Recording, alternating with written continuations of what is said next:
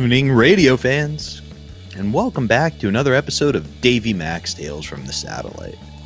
I'm your host, Bobby Tamburo, and joining me as always is the star of the program, Mr. Jackin' It himself, Eastside David McDonald. Thank you, Robert, and thank you to all the Tales from the Satellite fans, everyone supporting the Patreon. Can't thank you enough. You guys are fantastic. I love you guys. I will say the rent is due on the 1st of June. That's a Sunday. I need $2,200.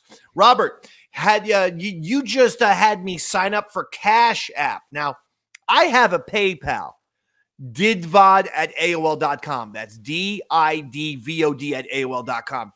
But now you're making me do Cash App because I needed to request $4 from Robert today, folks. This is how low we've gotten. And Robert, you told me you can't give me $4 on PayPal because mine got suspended. You've been banned from PayPal. Yeah, there was a bit of me being accused of being a scammer, a bit of an argument we don't need to rehash. And, all that. Well, I needed to rehash it because I don't know how Cash App works. I reject it. PayPal is so much simpler. It's the one I've been using for 15 years. You don't need me. I don't want to use the goddamn Cash App. So you send me the $6, but now I don't know how do I get that money to my PayPal? There should be like a transfer to PayPal option. And is it going to take a few days? I don't know, dude. That's what these things are. Anything that's like, hey, it's going to take you 3 days. I'm like, it's a fucking computer. Isn't the whole purpose of why we went digital as a fucking society so that we can get shit instantly? There should be no more. It's going to take 3 to 5 days for your money transfer. I'm saying that right now. All right. So thank you, Robert, for that $6. If I can't figure it out, I'm going to have to ask you to create a new PayPal account and go from there. I mean, I feel like there are easier ways than me creating a fake PayPal account for you to get $6. Now, like, what's that bar the guy Carl goes to all the time? What's that? What's the bar Carl Kraft goes to all the time? He goes to Georgie's in Asbury Park. Put on some shorts, go to Georgie's, and I bet you could walk out of there with like $60. You're talking about, by the way, he's talking about morning radio guy Carl Kraft of 95.9 The Rat, who for the last 30 years has pretended that he's the Dean Martin of radio. Not only does he do the fake voice, but he really likes to pretend to, hey, ladies, hey, girls.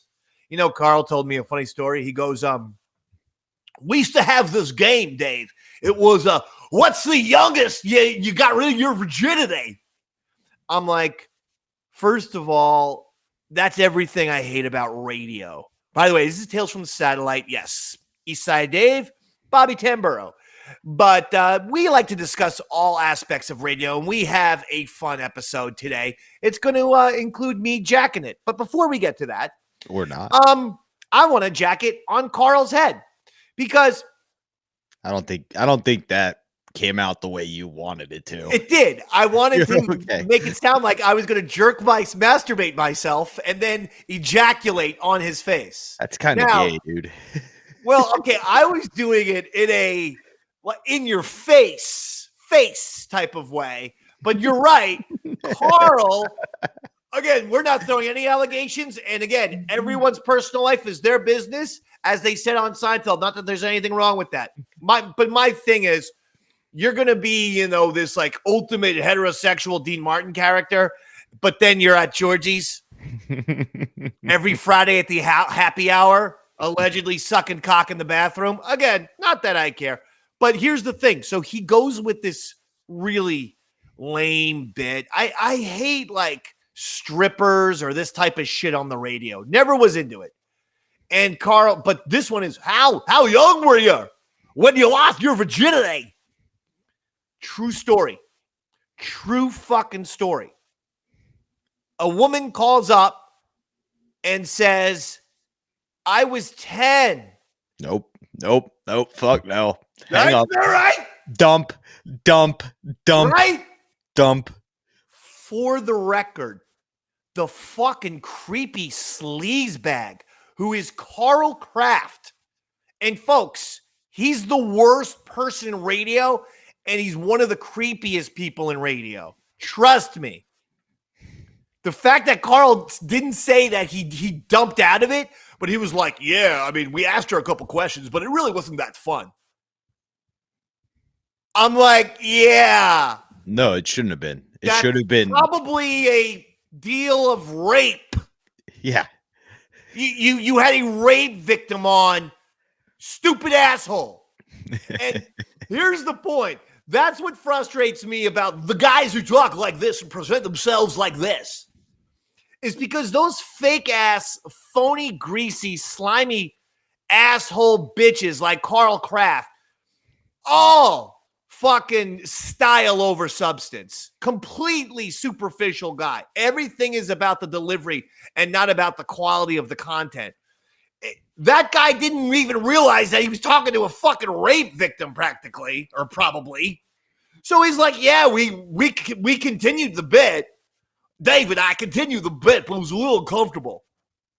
Yeah, the only questions you should have asked her were to a police detective, where he was like, who did this to you? Can we still get them? Don't forget, and this is the last that we'll discuss, Carl Kraft. Then we're going to move on to a different topic, a topic that I'm very happy about. And then we're going to get into the show. But these are important topics. By the way, this is a Tales from the Satellite topic, folks. Anything radio that's tangential with me leads back to satellite. Okay? So don't forget that. So this is all tangential. But Carl Kraft, WRAT 95.9 FM.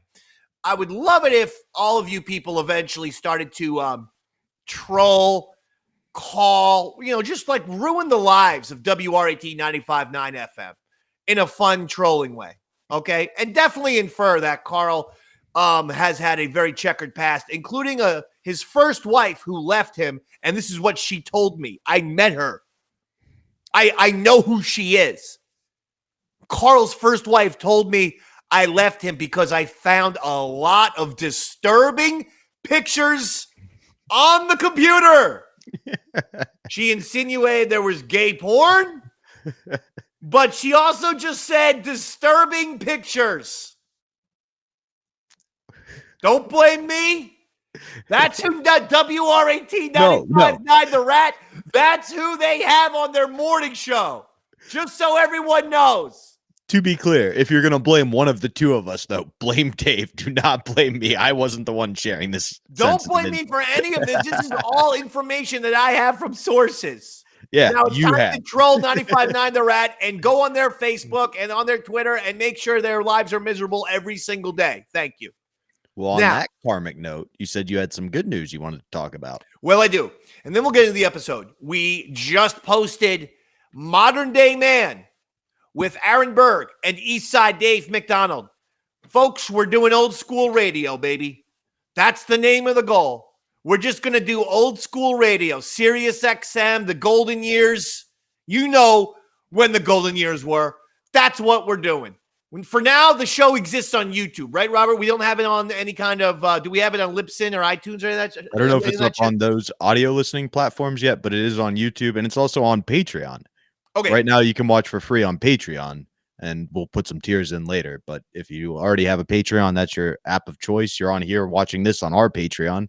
Head on over to the Modern Day Man. Great point. Modern Day Man on Patreon, and you can get the episodes there. And you're saying you can get those for free?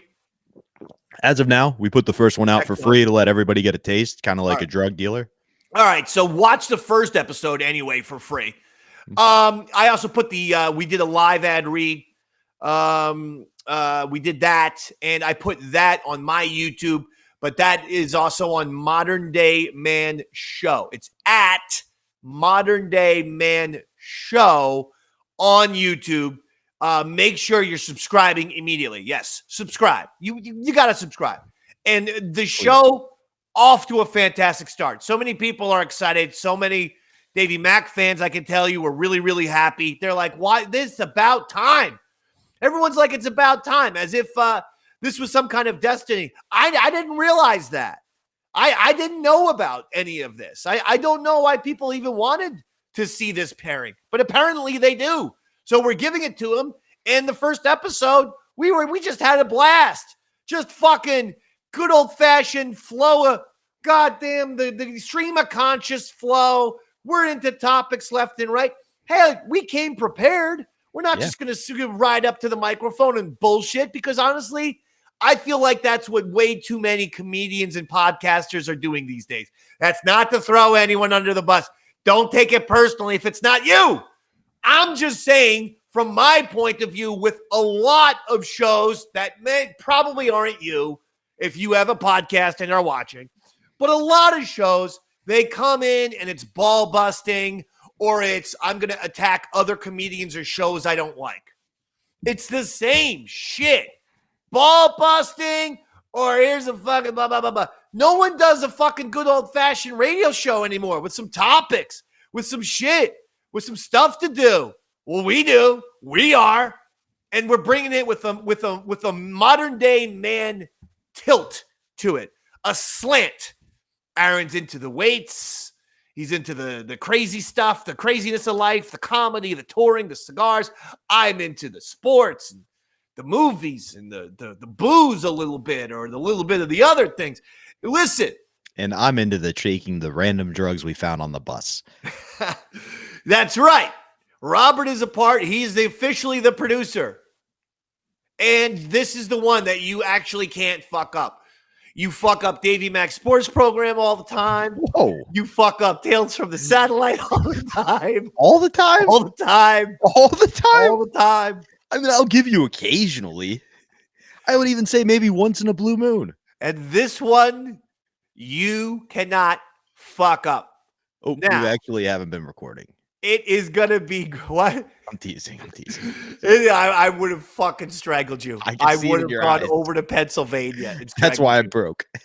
Now, if you're doing one thing today or this weekend, check out the first episode. Like I said, Modern Day Man with Aaron Berg and Eastside Dave McDonald. It's that first episode's available, and it is sensational. And we're going to be recording another one next week. So it looks like we're going to try and make it a weekly show. Yeah. A weekly show. And we're going to have a lot of fun with it. And I think people are really going to enjoy it. Basically, the whole thing is, listen, we're just two guys talking. When we can make it funny, let's make it funny. But at the very least, let's make it interesting. Let's make it real. Let's be honest and tell things that we're passionate about. Not every discussion, we talked a little bit about the Knicks. But I wasn't going for jokes. I'm going for the Knicks are literally making me insane. Actually, my sports teams have done a number on me this year. Between the Yankees, Notre Dame, and Knicks. Can you imagine rooting for different teams? All of your favorite sports teams pretty much get to the championship round or extremely close to it and then lose? Yeah, it must be so terrible to have all of your favorite teams in the championship. God, that's such a tough time being a sports fan. Every season. I didn't bring up the New York Football Giants. They were missing. Yeah, but no, I know the heartbreak, but like truly, that's the best ride you could go on as a fan, other than winning it all. Like you got as close as you could. You got as much of the season as possible. Yeah. I know. It's just I'm desperate for a championship, bro. I haven't gotten a championship in a while. It's been the I guess New York Football Giants, which was the 2011/12 season. So February of 2012. Didn't the Liberty win last year? You I said teams that I like. I said teams. Okay. Sports. I thought you were a Liberty fan. They're New York. Teams and sports that I enjoy. I couldn't detest the fucking WNBA anymore than I do right now. They literally started their opening weekend with, there was a racism act against Angel Reese. And then a couple days ago, all of a sudden it's, nothing. Actually, nothing. We couldn't find anything. Really? Like we all told you. Listen, I'm going to save this for Davey Mac's Sports Program or even Modern Day Man. So those are the exciting announcements. Modern Day Man with Davey Mac, Aaron Berg. Make sure you're checking it out. Follow on YouTube, Instagram. I think we have an Instagram, don't we? Yeah, at Modern Day Man Show. Follow that. Just follow us everywhere. There it is. All right, Robert. What are we doing today? Well, we are doing something that I actually wish you had attempted while you were such a fan of the WNBA. And we are talking about, this was early on in your Ron Fez existence. This is one of the first things you kind of did on the show.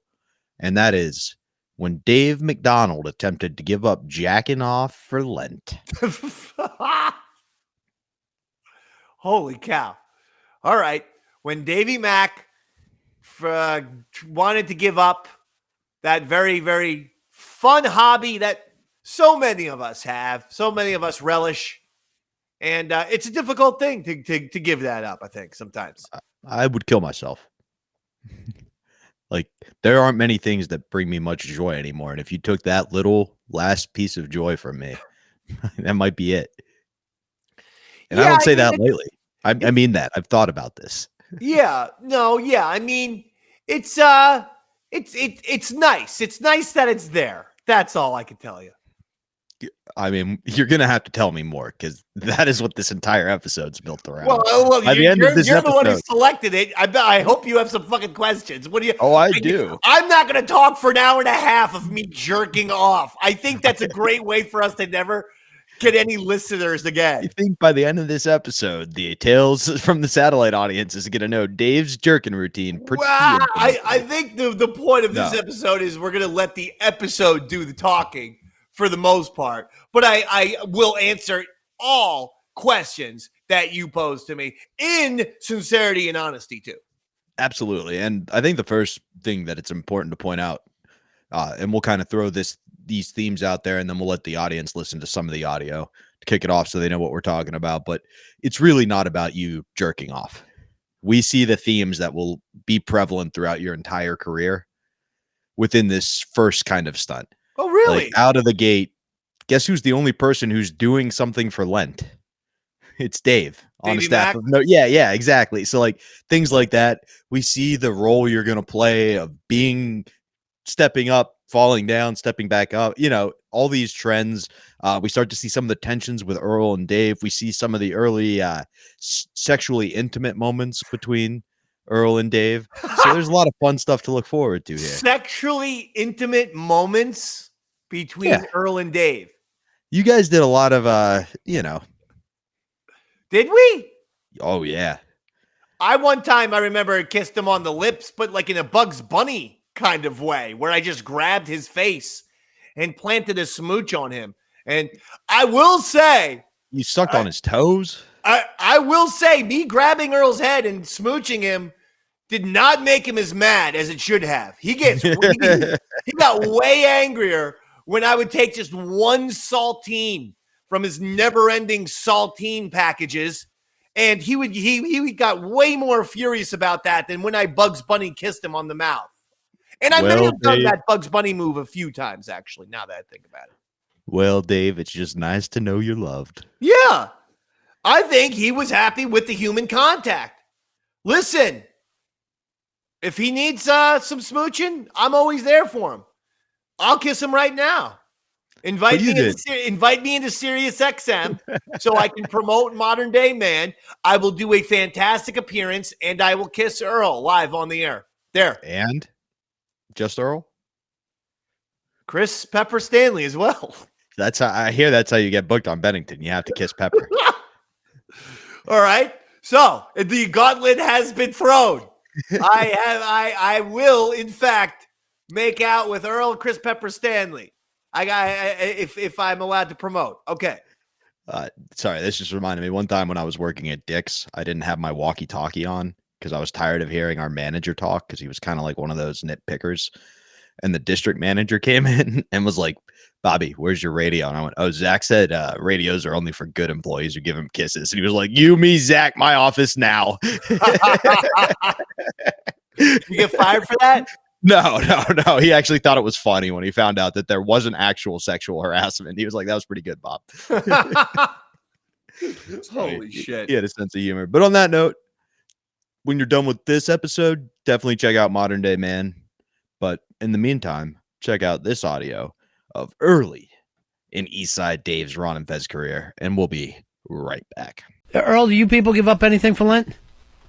How about this year's stealing? No stealing for Lent, 40 days. I haven't stole. Eastside, you got anything you're giving up for Lent? Yeah, I'm going to stop batching.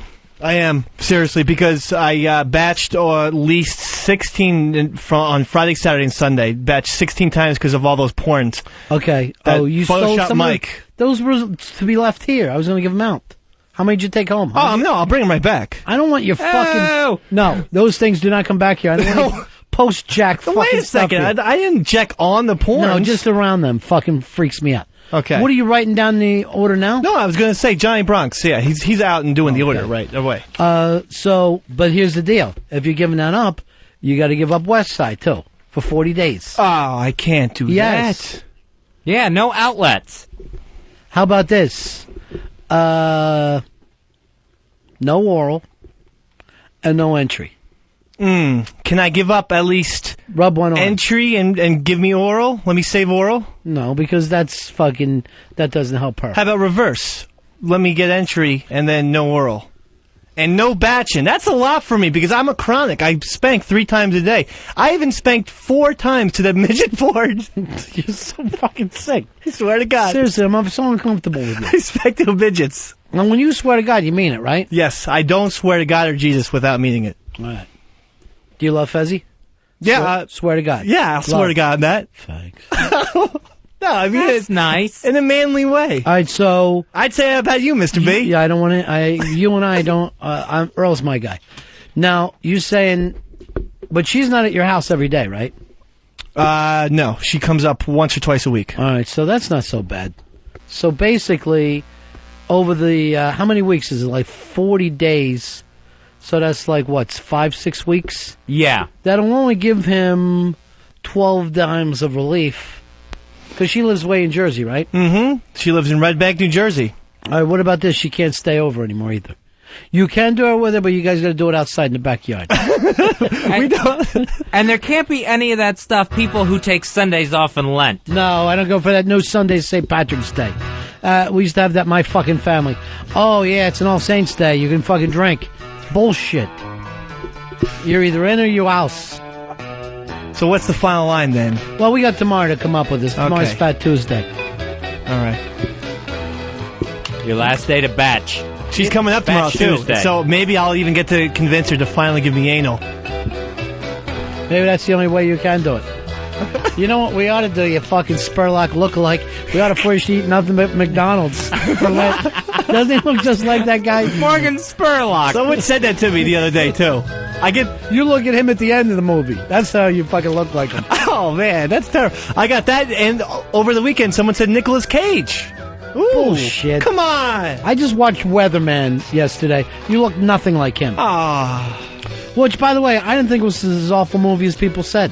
It really came and went. Well, so is this guy. Three times a day. That's it for us. Now, tomorrow is Lent, right? Yeah. Yes. Could you, instead of giving up something for Lent, could you add something? Because I'd love for you to bring on creativity for the next 40 days.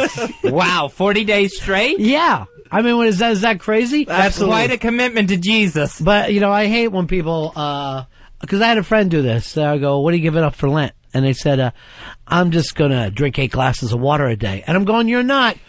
This is not a Lent thing. It's self-improvement. That's not what Lent's about. Jesus suffered in the desert. He didn't go on the desert diet.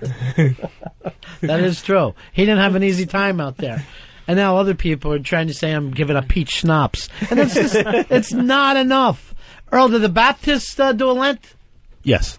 We do Really? practice I had no idea. we recognize Lent, but it's not mandatory. There it that is. You. Yeah. So are you going to do anything? Chicken? I've done that before for Lent. Fried chicken? Yes. That must have been hell for you, huh? No way. Because that'd be like you giving up oxygen. I know, just constantly walking past the Popeyes. Dave, do you... Look how happy Bill is. Fucking racist joke. They're fighting like blacks and whites in there. They're fighting like blacks and whites. What about you, Bill? You give up things for Lent in your religion? The Mansonites? I don't know what you guys do. I gave up being courteous to my roommates. Was that it? Yeah. I think I give them too much slack. He's such a devil worshiper. This is the season when he really starts eating cake and candy and everything. What about you, Dave? I'm giving up spanking, like we agree. I think, today being Fat Tuesday, I'm going to spank out about 12 of them A big today. fatty. But 12. you will not touch yourself No, for absolutely the next not. 40 days. Yeah, I have to cut sooner or later because lately I get very You got nothing for the dehydrated. chick? Yeah, like I don't actually shoot out sperm anymore. Just air? Air? Yeah. Yeah. So I need. And some blood from just being too rough on himself. There is no way you're going to make that till Easter. No way. Yeah. I'm going to. But one of the things Now, I'm you going to do can't is break that because you're a Catholic. You're not like these I know. fucking guys I where really- it doesn't matter one way or another. I believe in it. Well, I'm going to bring back all the porns that I took. Smart. Get that out of the I'm house. just going to get rid of them. So if anyone wants the midget or the black and white Cum Suckers Volume 2 porns, they'll be back here tomorrow afternoon. To avoid this, Wait, that one's a gay porn. The black and white. I wondered where that went. Yeah. All right, I'm going to go the same direction, Fez. You know my route that I walk in here every day? Yeah. I've given up walking on 64th Street. I will either have to come up 65th or 63rd.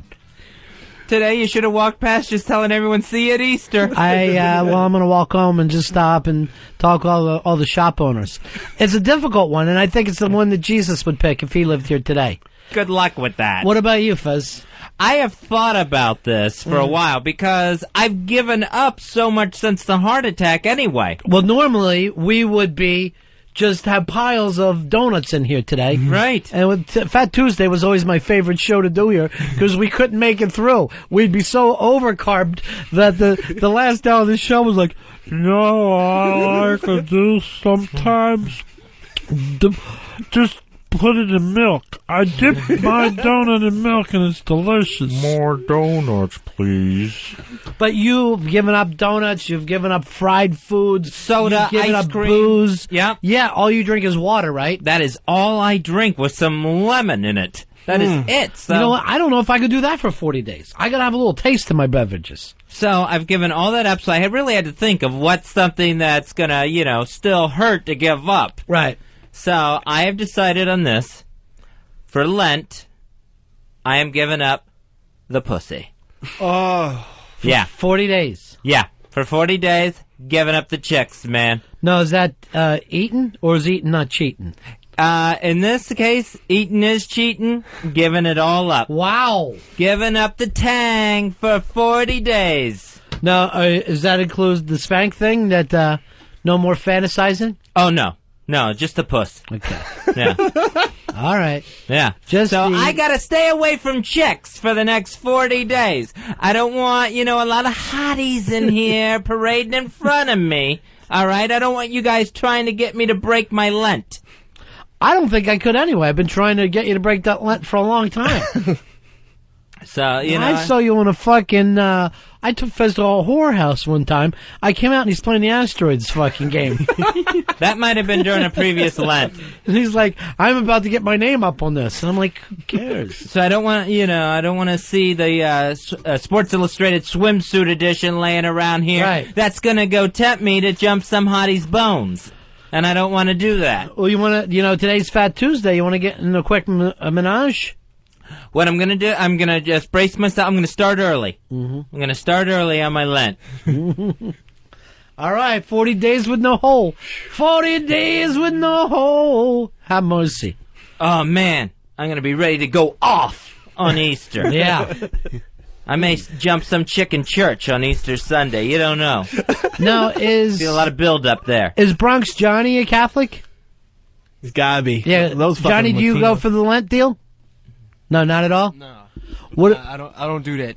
Do me a favor. For the next 40 days, you stop cutting people. What do you say? Yes, sir. And that's at work and outside. Hand Earl all the knives. Yeah.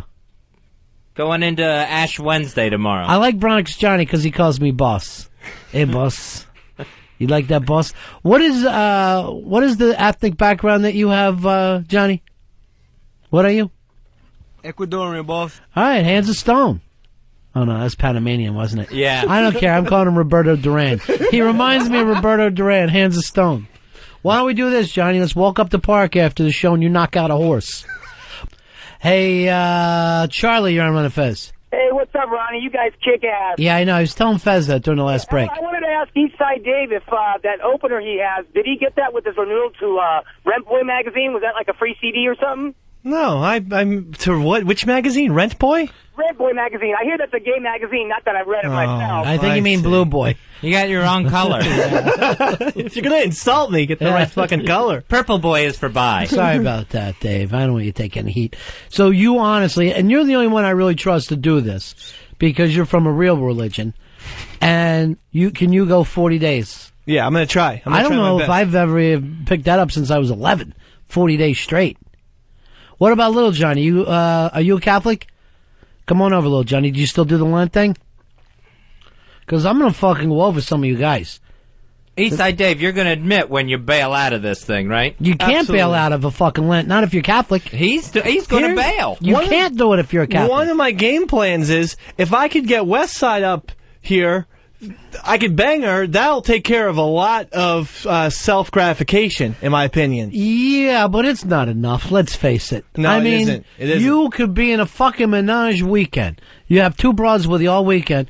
You still feel the urge when you take a shower to bang one out for yourself. I'll be honest. I just genuinely enjoy spanking it. Like, everyone enjoys intercourse. Everyone enjoys intercourse, but I really I get all my products set up. My Lubriderm, my Scott Bounty paper towels, everything's all lined up, ready to go. The best thing about it is there's no post-cuddle. That's the worst thing about, there's no having to worry about when they're leaving. Exactly. You know, the bad thing is your jackrad won't get up and make you a sandwich like the right woman will. All right, here's Little Johnny. How are you, pal? Yes, I am Catholic. So I was just thinking about what Dave's been saying here, and I do seem to have a problem when it comes to, spanking it. Yeah. On a daily basis. Too much? A little much. Yeah. It becomes a little obsessive-compulsive. Have you ever fantasized anybody here at work? No. Because there's only one woman, so we would know who it would be. Have you, Dave? What? Yeah, a couple of times she's been in there. Really? Yeah, why not? Why not? Okay. But mine's more porn. You look just like her. I know. It's kind of weird, I guess. All right, so what are you going to do, Little Johnny? I was Same thing? thinking about maybe between the two of us, have some kind of a contest, see who actually could keep the 40 days. Bill, are you in? Sure. The Seinfeld contest? Yes, I'll be in. All right. Master of your domain? But here's the thing. If you're a Catholic, you cannot break this, Fez. I'm Catholic. Now, Really? Oh, are you really, Bill? Yeah. Why did you have to think? You did think for a second. Yeah, I'm a Christian Catholic. Christian Catholic? Yeah, Catholics don't feel the need to throw the Christian thing in there. Yeah. One of the weird habits I've been doing lately is, I have a real problem, is after I orgasm, jizz, whatever. Yes, I understand. I start giggling because the porn video makes me laugh, because I realize how ridiculous I must look with all my clothes off and my slippers and just like covered in your own spunk. My own spunk, and just like the stupidest, like usually in porns, like some guy's got like a funny hat on or something like that. Now, let me, Little John, do you go more to porn or people you know, or past experiences? Oh, well, I love MySpace, but MySpace girls? MySpace has been, at least since I've been on it, has been a big thing to spank to, going through the pictures, Have you met any of those girls on there? So you sit at your own computer and do it? Yeah. Yeah, I'm not much for sitting in a fucking hard chair. Yeah, I need a little more comfort in my life. Hey, truck driver James, you're on Ron Fez. Yeah, hey, Eastside Dave, I hate to break the bubble, but if you're a real Catholic, you're not supposed to be jacking it anyway. Yeah, or banging your fucking chick. I never read that. Yeah. I know the pre-marriage thing. You're spilling your seed.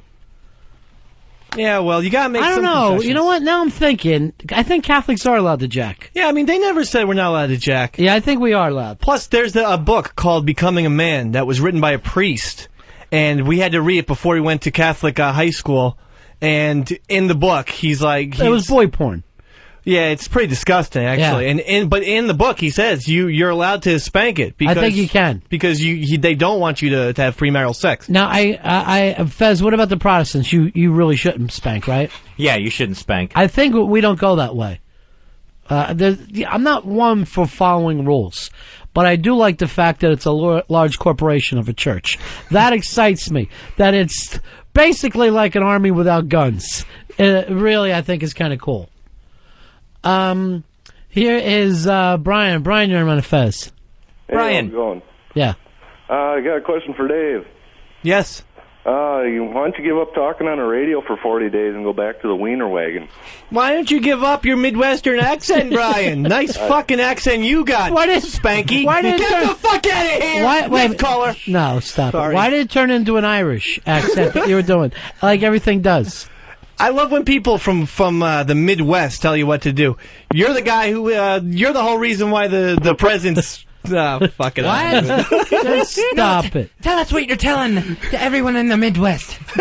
Laddie. All right, let me try to do a Canadian accent for you here. That's the way the guy sounded. No, it isn't. Everything to you turns the fucking... Hello, Dave. Would you please call and stop talking on the radio? That's Jealous jizzbag Brian. Seriously, that is the worst accent I've ever heard. Oh, I'm Sun Yi, and I'm from Beijing, China, I am. Stop with the constant leprechaun thing. I can do a lot of accents. Yeah. Hello, welcome to the Quickie Mart. No weeds in the juice. No weeds in the juice, laddies. It's a nice, cold piece for night. Oh, essay, get in my lowrider, would ya? See, everything comes out Irish with you, Dave. Kevin, you're on Ron Fez. Yeah, hey, buddies. I miss football Fez. I think Eastside Dave should give up bubblegum music. That song sounds like the theme to Friends. Seriously, it's like the fucking Archies. Do any of you people know Social Distortion? Jeez Louise. What's that? You're getting me mad. Ah, jeez Louise, these people in the Midwest. Oh, jeez Louise. It was Social Distortion, one of the punk pioneers of the 80s, for crying out loud. The punk pioneers of the 80s. They're 5 years after punk started, but they're pioneers. It's like saying Kenny Stabler was a pioneer for going out to California in the 70s. How about punk revitalists? Okay, Because I'll they go brought with it back. revitalists. Yeah, See? sure.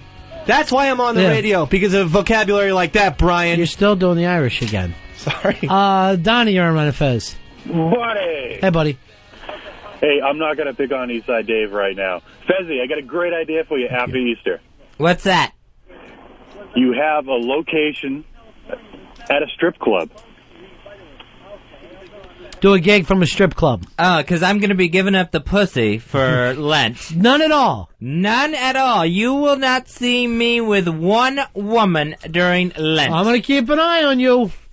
Hey, I'm not saying it's going to be easy. I'm not saying I'm going to march through this thing like a Mardi Gras parade. Right. But I am going to make it. I got a commitment here. Can I just say this? If anybody wants to bet, I say it's the easiest thing Fez has ever done. I don't think he's going to struggle with it. I'd do that strip club party, but I'd be worried that Easter Sunday, I'd be all over those bitches. All right, that's when you're allowed to get into it, Easter Sunday? Yeah, I'd be right on top of them. Yeah. Me and you, Mr. W, we'll go out. Maybe Atlantic City trip. Go out, hit the town, maybe a couple hookers. Huh? What are you trying to do, riff with him? Is that where you're at now, Dave? No. Yeah. We head off to Atlantic City. Hey, did you see what he was doing? He was jumping in your improv with you. I was trying to go with the fact that me and him are Improv's getting a little crowded. Yeah, I saw you, Second City. I was just trying to... Jim, you're on Run of Fez. Hey, I just wanted to get a clarification. Does banging a blow-up doll count as jacking for Eastside It Dave? does. It has to. I won't bang a blow-up doll. Manipulation. To me, I think it would be better if even Claire. Oh, I come shouldn't have on. just said her name. What we call her, West Side? You're allowed. West Side Claire. West Side Claire. I mean, you didn't say the last name. Yeah, West Side Beanie, all of them. All off limits. Wait, I am not going to bang my mom. Look out the window. There's one of your jacking fantasies. Yes, look. All right, stop. You don't want to bring that up. That's true. All right, let me just say this, Dave. To make it fair, only once every time you're with her. Only one session of intercourse? Only one ability to finish for you.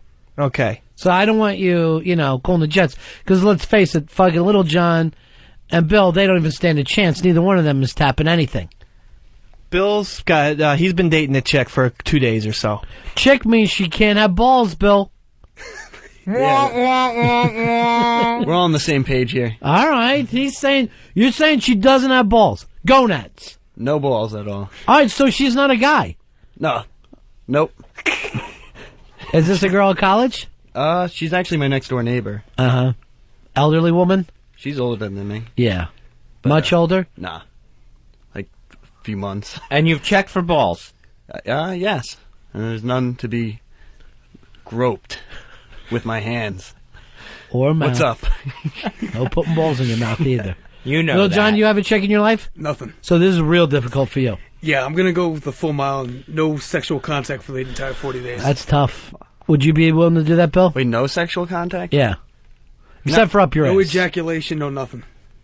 I'll try. I say you guys can have sex, but you cannot finish. I think that's the fair No, thing. and then I won't. They actually say that's a good thing for you. It's the it's supposed to bring you more energy. What is that called? Sting used to do it, Earl? Tantric sex? Thank you very much. It's the tantric. Karma Sutra, right. No, it's not Karma Sutra. No, quit adding words that aren't needed. Yeah. Here's Rusty Knife. You're on Ron Fez. Hey guys, love Yeah. the show. Hey Yeah. Dave, I got something to tell you. While you're home spanking it all the time, your little girlfriend there, she's out sucking 35-year-old dicks. Oh yeah, remember she did Thanks, that? Rusty. That's Yeah. right. Thank your call really helped me out today, pal. Have you brought that up to her again? Yeah, every single time we hang out. What did you say? What? I just I make sure that the furthest point that they went to was third base. Right. Every single time. Now, what is third base? Eaton?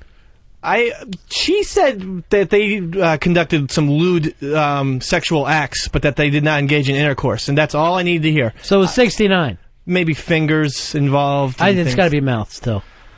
I'm sure she swallowed some cum, buddy. I'm sure she did. This just I'm ruins sure she Lent for guzzled me. it. This ruins Lent for me. Oh, it hadn't even started yet. Don't you think about that, though, when you're jacking, Dave? I West mean, Side with the 35-year-old? Some guys are into that. Some guys love to think of their chicks with other guys. no. You should encourage it. I would get very upset if that. But if I it thought did of happen. It happened. Yeah. She got some and you didn't. During your time apart. I got plastic. You fucked a blow-up doll. A fucking... What? It counts. Yeah.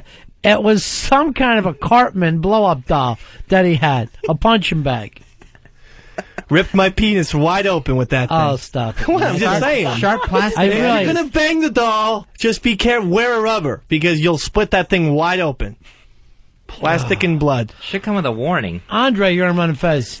Hey, Mahabone, buddy. Mahabon, my brother. Hey, I miss Chick Bangin' Fez. Yeah, Chick Bangin' Fez is gone for Lent.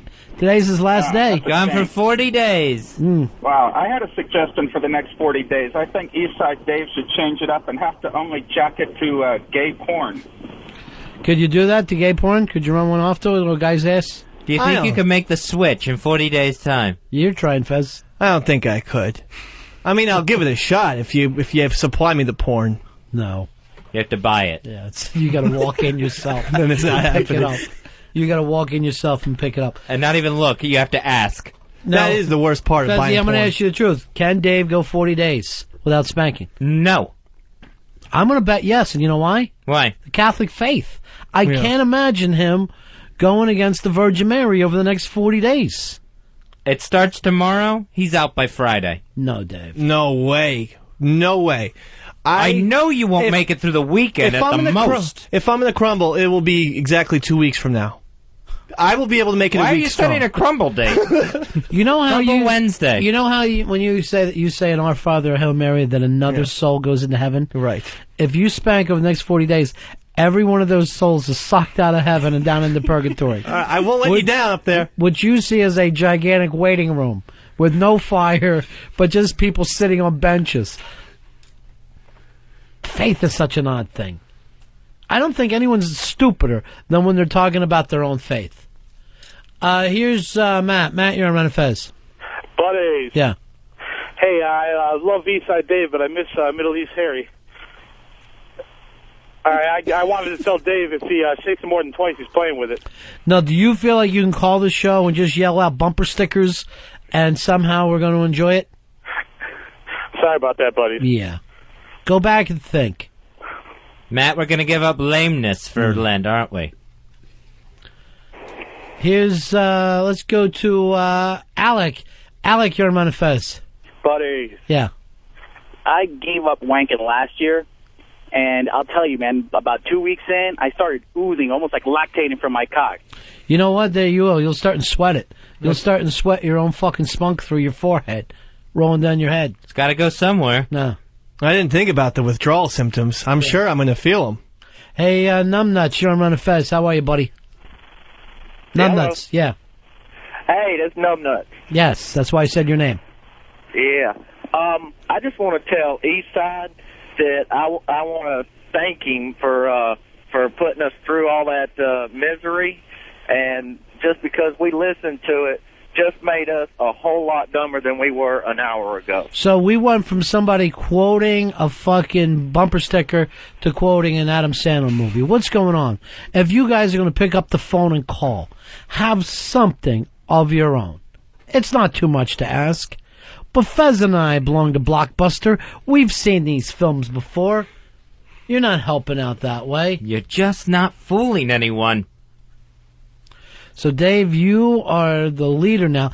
And by the way, if you're going to be in charge of the interns, you can't call them drunk. What's happening, baby? None of that shit works. Well, it's a two-way street. Him and I, we call each other. I know. And it's not a positive thing. Okay. You've got to be somebody they can depend on. I am. I think there was one call I possibly made to Bill. It was not a good idea. Let me check. Earl, does he call you? Only if there's something very specific to the show. Fez, does he call you? No. I don't get calls from the guy.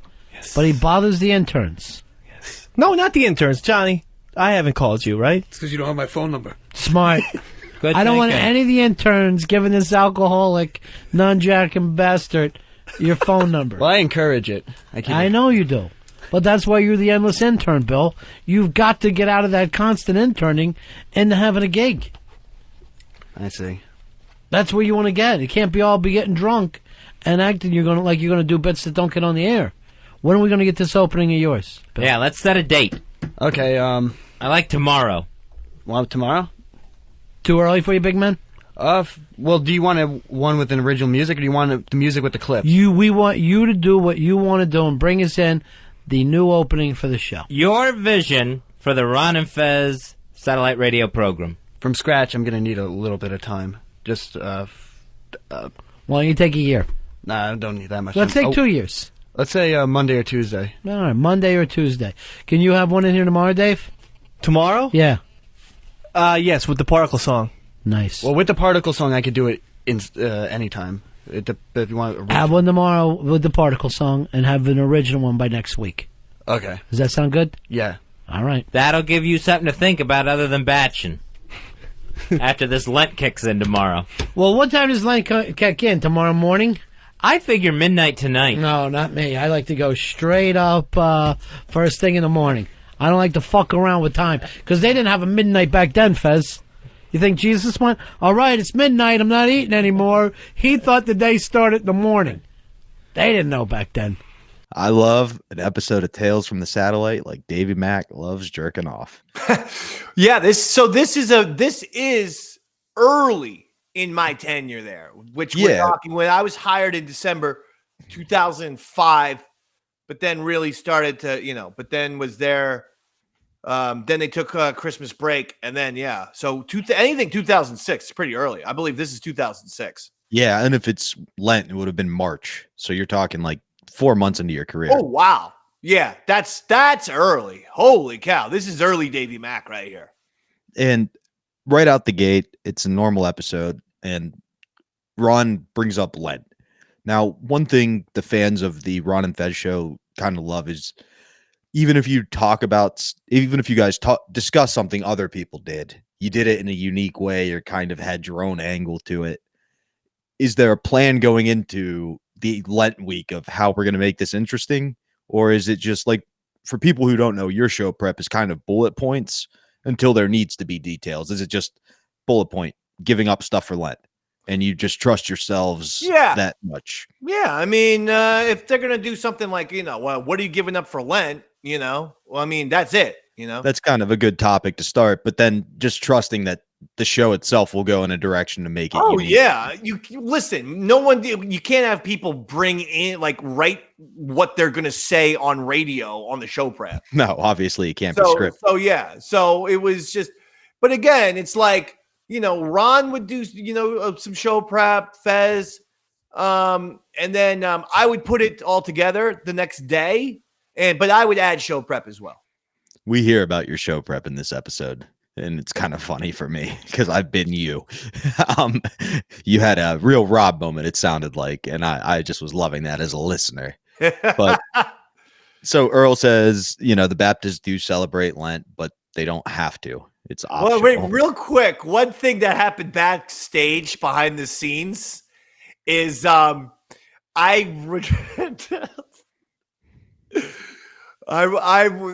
would do these things called, like you get a few sports stories, you get a few entertainment stories, you get a few stories that just regular, people are talking about. And then you throw in maybe your few hypotheticals. I always talk about, the little kid or how many 10-year-olds can you beat up, right? That kind of thing. So if it wasn't used, you can occasionally, bring it back for another show prep or this or that. I don't know. I never realized it, but I guess I was reusing this one slice of life. This is what we called it on the show prep that never got on the air. And then finally, Ron, one time he finally had enough.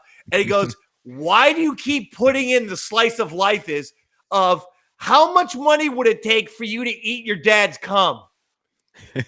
This was the That's fucking hypothetical weird. I refuse to let die. So I would write how much money to taste your dad's cum. It wouldn't get on the air. Maybe I wouldn't can't imagine why. Day, but I would put it like if it was Monday, then Wednesday. How much money to eat your dad's cum? Friday. How much money to eat your dad's cum? Ron would just take the big pen out. Finally, he's like, what the fuck? Yeah, I would have concerns about the guy I was working with every day. I do this new joke. I thought it was a really good hypothetical. Yeah, you know who you are? Sigmund Freud. Okay? Right? Like, he basically just sat around and was like, I want to bang my mom. I'm going to do cocaine until I can justify why I want to do that. You want to eat your dad's slices of life and hypothetical questions veer into the dark and disturbing. And that's just the way it is, folks. Yeah, but it's like when somebody writes a very good, gruesome horror story, you go, oh, that was good. Don't want that guy as a next door neighbor. Like, yes, is that a good slice of life fact? Sure. Would I want to hang out with you one-on-one? Probably not. Okay, touche.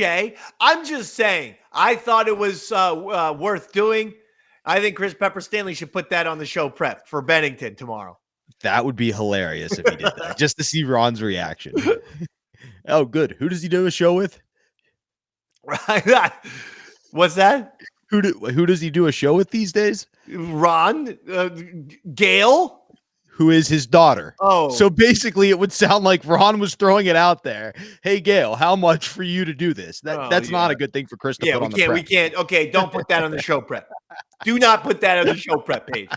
And I had a lot of those little things. I just found a Ron and Fez folder of like some bits that never made the air. Oh, I should bring this fucking folder out for the next episode. Or even if we take a break, let me see if I can find this folder. I think I just put it in my bedroom. But it's got some bits and it's got some hypotheticals and bullshits like that. Should I try to find it right now since it would be on topic? We'll do it at the commercial break. But it's on topic now. All just right, stretch. Just talk to them for a second. You can do it, buddy. Just talk to them. Talk, buddy. He keeps telling me to talk, but then doesn't stop talking. Are you talking? We are talking, Dave. Yes, sir. So Dave is finding his Ron and Fez bit folder. This would be, in my opinion, if you're a historian, finding like Alexander Hamilton's notes or like Thomas Jefferson's first draft of the Declaration of Independence. But if it didn't get on air, it's going to be like the parts of the draft that didn't get in the Declaration of Independence. I'm looking for it, but hold on. Thanks for the update there, David. On this episode, the first thing... Isn't it just life? Whenever you're looking for something, you can't find it. That is kind of like life. Fuck it. Fuck, it was a horrible idea. It was a bad idea in the first place. God damn it. I'm sorry. I should have told you we should have waited till a commercial break to do that. That's my bad. Bad producing over here. Yeah, but that's the thing. If we had waited for the commercial break, then we're going to be way past it. We would never, and then we'll be bringing a folder. It's not going to make any sense. I will find that thing. It's here somewhere. I will find it. It's always when you're looking for it, though. And the time is clicking. Oh, motherfucker. Okay. Okay. Yes. So the first thing that happens right away is Earl points out he's a Baptist and Lent's optional, which I guess is good enough for him to be out. And if that's not foreshadowing for the rest of your career with him, I don't know what is. That's so weak. That's so weak. I'm a Baptist, so I'm not going to participate in the radio bit that everyone is participating in. It doesn't mean you have to fucking convert all of a sudden, Earl. It doesn't mean you're turning your back on baptism. It's just having fun. And by God, you're a Christian anyway. So Jesus Christ, no pun intended. Get with the program. At one point, we do find out one year Earl did give up fried chicken. Ron made a joke, and it turns out, yes, Earl actually did that one year, and it was very tough for him. That was he was real about that. Earl, He said Earl he did gave that up one fried year. chicken? Yeah. But not this year, because why would you step up when you're the go-to guy on radio? only when it doesn't matter. That's when you try. Then right away, and again, I think this is just showing what you're going to become. Step up and go, I'm giving up jerking for Lent. And Ron goes, why? You jerk a lot? And you point out that like over the weekend, apparently 16 times. Because that's doable. Friday, Saturday, and Sunday. Yeah, I did the math. That's a lot. Well, man. it's 5 times a day, but one of the days you need another little jerk to get to 16. And that's doable. That's usually doable. After 3, it gets painful. What's that? Usually after 3 for me, it gets painful. Well, you're not using the proper lubrication. I use wet. Are you familiar with wet? No, I tend to get the people I'm with wet organically.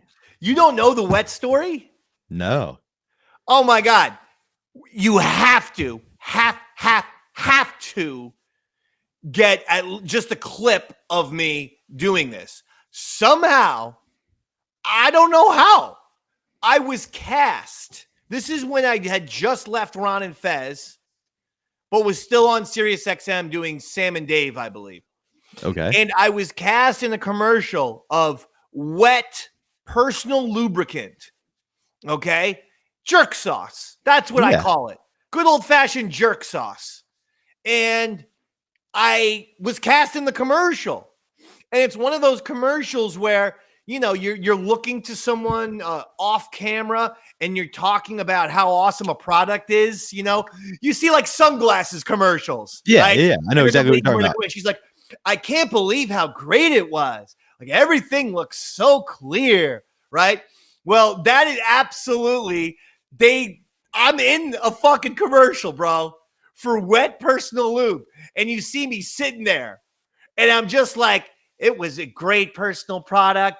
And it just made intimacy so much fun with me and my significant other. Oh, it was awful. First of all, it was all lies. I didn't use the fucking wet product during intercourse. I did use it during jack time. And I still have it. I could run and grab that as proof. But after the fucking Ron and Fez folder debacle, I'm not going to run and get it. Sometimes God's greatest gifts are unanswered prayers. But I promise you, that commercial that I did in 2010, I haven't gone away from wet personal lubricant. And there's my stupid fucking face with too much curly hair, wearing a sweater. The video testimonial of how much I love wet personal lubricant is available online on YouTube, ladies and gentlemen. I had a mishap once with it, and it was like it became too much. Like it was almost like one of those boards you slide on at the gym where your momentum doesn't stop when you need it. Like I couldn't get the friction I needed. You gotta be very careful. It's like hot sauce. wet personal lubricant. You should not put hot sauce on your dick. We learned that. No. I'm saying you're sprinkling it in a responsible way. You're not. It's not a fucking garden hose, bro. Don't be shooting that fucking shit everywhere. Be responsible. Okay, and then the bottle lasts a lot longer that way. Yeah, no, I think I did it like I saw in one of those pornos where you just like squirt it on and go, "You like that, you dirty whore," or something like that. It's not a good time. Oh my god. Yeah, get that image out of your head. Yeah, I am. I'm trying. It's disgusting. Good luck. But that's not what we're here to talk about. So you step up right away and go, "I'm going to give up jerking," which is, again, Dave stepping up. He's bringing something to the table. And not only that, you bring a topic so that it leads to a discussion by going, "I did it 16 times over the weekend with porn I took from The Office." Yes. Is that a common thing? Well, because it belonged to no one. There was an overabundance of pornography in the Opie and Anthony office for sure. Oh yeah, I mean, and so it's like, I mean, there was magazines, but besides magazines, what you had was some unopened magazines that contained a digital video disc, Robert. Now, I don't know if you know what these things are, but they're called DVDs. The kids were very, very big into DVDs. And these particular digital video discs, aka DVDs, they could be put in a magazine. So O&A had unopened porn magazines with the goddamn fucking DVD in there. I'm like, I'm taking a few. Now, because quite frankly, that whole production staff, they're a little bit like this. I don't think that they ever watch porn because they're a little, boring, no personality, and not sure if any of them were straight. You're just saying they were a bunch of jerk offs. You would think they would watch porn. But I'm just saying they were fucking such pussies, all of them. It seems like they probably never touched one. We find out that the two porns you took, one, I don't even know if I'm allowed to say the word anymore, but was just midget porn. And the other there was a little person scene. It was not a specific little person. That is not how you referred to it throughout the description. You said it was an entire DVD, it seemed like. Then the other one was black and white cocksuckers. Yes, black and white cocksuckers. That was, these are interracial pairings. Which of all the porns you acquired from them over the years, is there any that really left an impact? Well, honestly, Black and White Cumsuckers Volume 14 was the big one for me. I think we heard Johnny review that once, believe it or not. Before we had digital video discs, we had these wonderful things called VHS cassettes. And I made the classic error of having a basement, and my mom never, ever, ever, ever came to the basement, but she was looking for The Godfather. She wanted to rewatch The Godfather for the 50th time, couldn't find it, thought, well, maybe it's in the basement. So she went through the stacks of tapes, and she found Black and White Cumsuckers Volume 14. Now, I didn't know about this because I was away at school. I come home from school and then baseball practice, high school, and I just walk into the kitchen and the tape is on the kitchen counter for all to see. All the color drains out of me. I'm sweating profusely. I'm going, what the fuck? Why did I absentmindedly have it in my hand? What? I'm like, my dad's reading the newspaper. He doesn't even turn his head to look at me. He just goes, Dave, Mom wants to see you upstairs immediately. Can't even look. Doing the newspaper. Can't even go, Dave. No, look at it, Dave. Mom wants to see you upstairs immediately. I go upstairs, and it was like the scene from Goodfellas where they beat up Billy Bats. I was barely in the room before my mom punched me in the face and was kicking and punching me. Oh, yes. Now she pretends like she's this nice old lady. But no. If you got it, well, okay. If I got out of line, and I did many, many times, yeah, a fucking slap to the face, a hit to the face, a little punch to the face, or a shove, that's going to happen. And trust me, she was mad. She goes, no pornography should ever be in this house. I'm like, you have no idea how much pornography is in this house, lady. Yeah. It's hidden. It's hidden like the fucking Ark of the Covenant, mommy. But there's vents in my brother's rooms.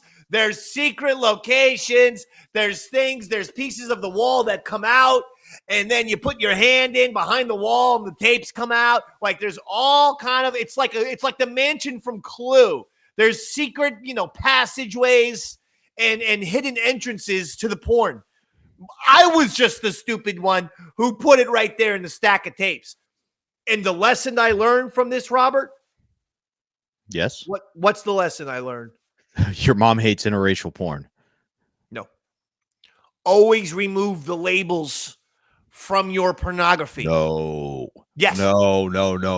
That's a mistake, because the ass whooping you got because she saw that you had a pornography tape pales in comparison to if she had thought she found The Godfather, pop that in, and your mom watched the first scene of black and white. She wouldn't have put it in if it didn't say The Godfather on it. See, no one thinks of a blank tape. No one's going to confuse it for The Godfather. This was a purchased fucking copy of The Godfather from Paramount Studios. Okay. We had a lot of the not purchased videos in the Yeah, I know. No. Our family, we oftentimes bought the movies, not like the goddamn bootlegging tamburos. Fucking suckers. But Bobby Bootleg over there. While you offer to give up jerking, you may, and you guys said you didn't discuss this beforehand, and this may have happened, but you kind of stepped on Fez's toes, because Fez declares he's giving up women for Lent. No, that's not stepping on his toes. That's hysterical. That is hysterical. And he was pointing out with his heart attack, he'd already given up so much, so he's just going to give up pussy for Lent. He's going to give up women, and that's what he's going to commit to. I mean, that's all right. That's funny. It was great. And, Ron's doing the old, well, what if we take you to a whorehouse tonight, buddy? Because it's Fat Tuesday. So, and Fez goes, you know what? I think I'm just going to start a day early. I think I'm just going to really lock in. Yeah, right. I remember all this. Yep. That was great. And then 2 interns we never really hear about. Billy, the permanent intern. Bill? Yeah, Bill. He was kind of like a little psycho. Had like a little Charles Manson type look to him, but minus the beard. And very similar kind of body type, crazy eyes, and just everything about him. But a good guy, Bill was. You know why you say he's a good guy? Because in the audio, we find out he's the one person who likes it when you call him fucked up to get even more fucked up. He's the one person on the show that's like, let's party. Yeah, no, he's good. I like Bill. He's a great guy. I haven't seen him in forever. I don't know what he's doing, how he's doing, if he's doing anything. But he was a little nuts. Very well. You know what was funny? Early in my tenure, I got mad at Bill the intern, and I felt bad about it. But early on, I wanted to do every single job that I possibly could. Yeah, right. Of course. Just to understand the way to me to understand how a business operates is to do everything. Okay. And then you realize, hey, okay, now I've done everything. This is the shit I'm good at. This is the shit I'm staying away from. Like the production, the boring production shit. Earl, you're doing it. You've got that covered. Great. I'm going to do the goddamn, the show prep, creative stuff. Okay. Good. Deal. Okay. Wonderful. But early on, I wanted to do everything. So I was doing production. I was doing this. I was doing that. One of the things I was doing was getting them waters. Ron and Fez, waters. I would get them waters, Call you Davey Waterboy. That's right, baby. Well, one time I go to get Ron some water. I realize the fucking water is completely full. I said, how'd your water get full? He said, oh, well, Bill the intern. That motherfucker. Oh, yeah. I had to have a goddamn meeting with Bill. And you know what Bill said? He said, well, I thought I should get the water because you're a producer. You have more important things to do. What a good And guy. I go, while you're right, I'm the one who tells people what to do around here, dog. I'm the one who says it as it is, dog. Don't ever get him any more water ever again. I Yeah. swear to God, this is true. I go, the only time you're to get these people water is if I tell you to get them water. Some of the audience might think you're like lying or being over the top. This is how Dave operates in a production setting. We can't have people, everyone fucking getting each other water. This goddamn, what is this? A fucking well? I mean, come on. What is this? Baby Jessica falling in a fucking well? And I'm having to rescue baby Jessica with some fucking rope and pliers and shit? No, it's too much water. And then every intern's getting them water, and then he's got more fucking water cups, on his desk. Like, Axl Rose on the piano when he plays November Rain. You see like 15 beer cups. It's like there's cups all over Ronnie B. He was drowning in cups. So no. Now, I had to put the boots to Bill, but I still love him. Seems justifiable. I still love him, though. So you got Bill. One of my favorite parts is that they're like, Dave, we told you not to drink with the interns. He's like, yeah, it's just Bill. I don't ever call you. Do I, Bronx Johnny? And Johnny goes, that's because you don't got my number. Yeah, sure. Classic Hey, Bronx Bill. Johnny being cool. What's up, Bill? Oh, the interns were fun back then. That's when interns were fun, and we could all go out to the bar and get liquored up. Yeah. Just quick slide tangent. I was at Comedy Key West. You can see from my cool shirt. And a fan came up to me after the show and was like, I think I saw you with Bronx Johnny. I love Bronx Johnny. High Society Radio hasn't been the same since Bronx Johnny left and would not stop talking about Bronx Johnny. I was like, we're friends. I don't know him that well. Like, I can't call him. Did you plug Davey Back Sports Program? I did. That's where he saw him. Say, you know what? The new home of Bronx Johnny, the DMSP. He's becoming a monthly regular right there. You heard it here first. You did hear it here first. We have to get him back in June, by the way. That was a thing that I told Johnny. But anyway. Now, while they were fun to drink with, they weren't the most creative individuals in the world, because the next day, Fat Tuesday, when they are asked what they're giving up for Lent, both Billy and Little John. Oh, this is Little John. Billy and Little John. Yeah, okay. So Little John was different from Bronx Johnny. No. Bronx Johnny was there as well. All three. Okay.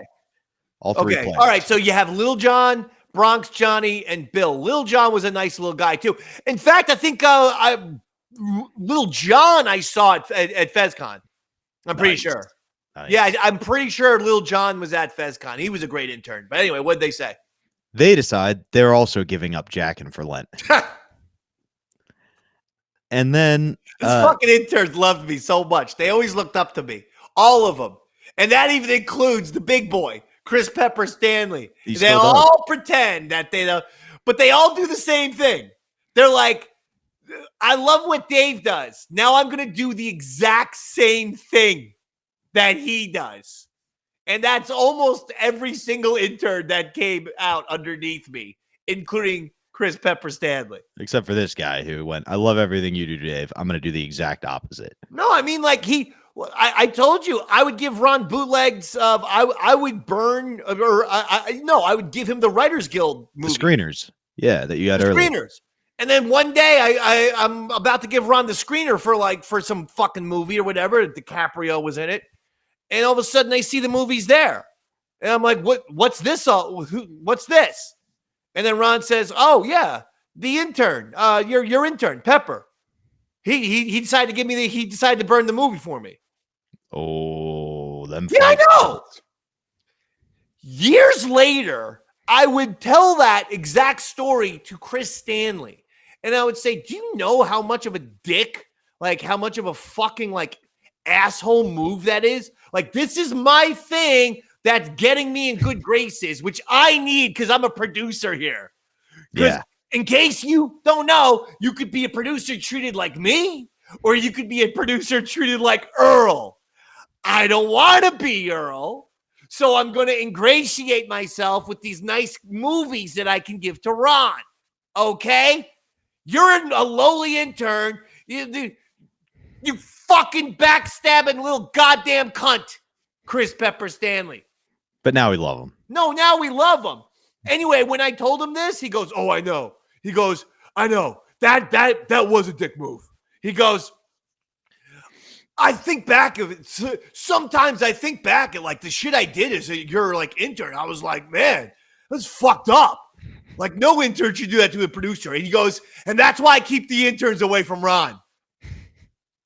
He goes, that's why I keep the interns away from Ron. So I can't be sabotaged and I can't be backstabbed by one of these little weasels. Like I did to you. Fuck, I know. I'm like, you fucking prick.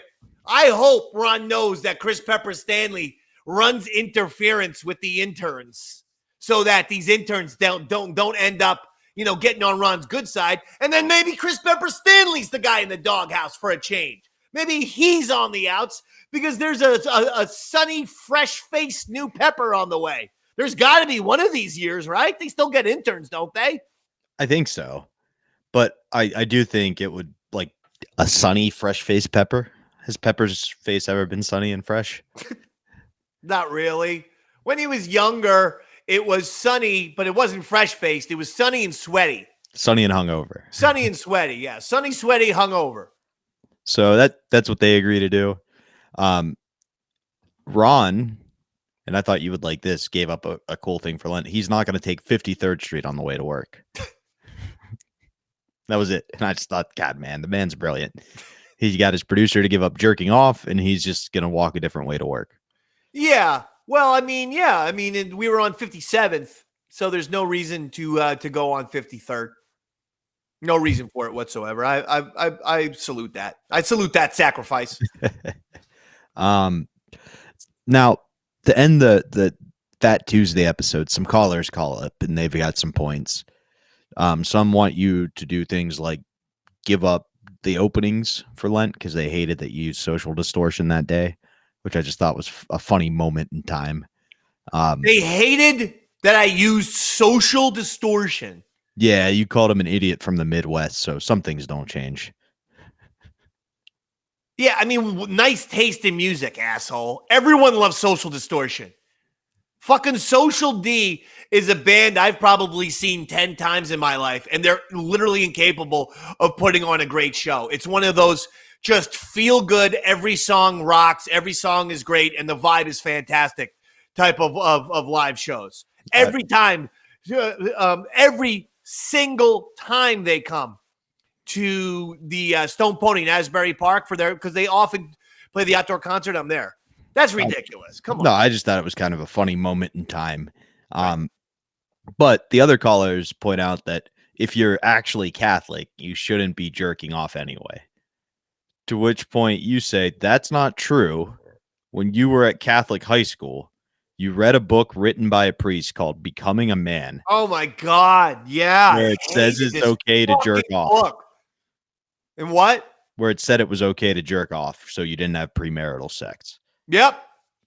That is a true story. Becoming a Man was beyond creepy. Yeah.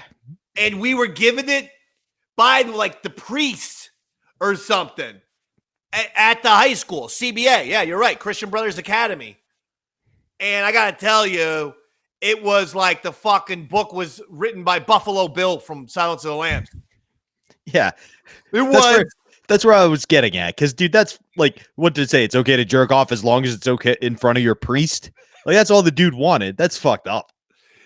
The book not only told you that it was okay, it gave you instructions that you should spit in your hand for some lubrication. The book was written like in the late 70s, Robert. I mean, give me. They didn't have the wonderful personal lubrication, wet personal lube that they're not a sponsor. They're not a sponsor anymore. They should be a sponsor. We'll call them. I will. Good. But it wasn't wet. It wasn't KY. It wasn't Astroglide. Just good old-fashioned spit on your hand and rub and tug so that you don't knock up some broad in a premarital sex situation. Here's a thought. Don't write books to kids about how they should jerk off. That should be like the 11th commandment. No talking to kids about jerking off. Well, that's not what becoming a man. Yeah, no, that's how I become a man. You don't talk to kids about jerking off. It's fucked up. It was a very creepy book that like literally when we were done with like whatever the fucking test was, I believe I threw that into Spring Lake, the actual lake itself. I can't blame you. No, it was like, I don't even want this. Yeah. The way my mom looked at Black and White Cumsuckers Volume 14 is the way I looked at Becoming a Man. Like, we both didn't even want it near the house. So I was like, get this fucking demonic book the fuck away from me. The goddamn, might as well have been written by, Father Harvey Weinstein. We do find out here your Monsignor's name was Lube Lord. No, when I was a kid, Monsignor Lube King. Lube King. That's what it was. No bullshit. The man's name was Monsignor Lube King. And it was spelled Lubekinj. I've never heard of the name before this man. I've never heard of the name afterwards. It almost felt like a fucking practical joke on this poor son of a bitch. His name was Lube King. That was the Catholic name he took. But so not a good situation there. But as the show wraps up, you have agreed that you're not going to jerk off for all of Lent, but you are allowed to release inside of Claire. I can have sexual intercourse, and at this time I was dating Westside Claire. Westside Claire. Okay. And Ron accidentally let her name slip, not the full name. And you were like, no, that's okay. Just don't say the last name.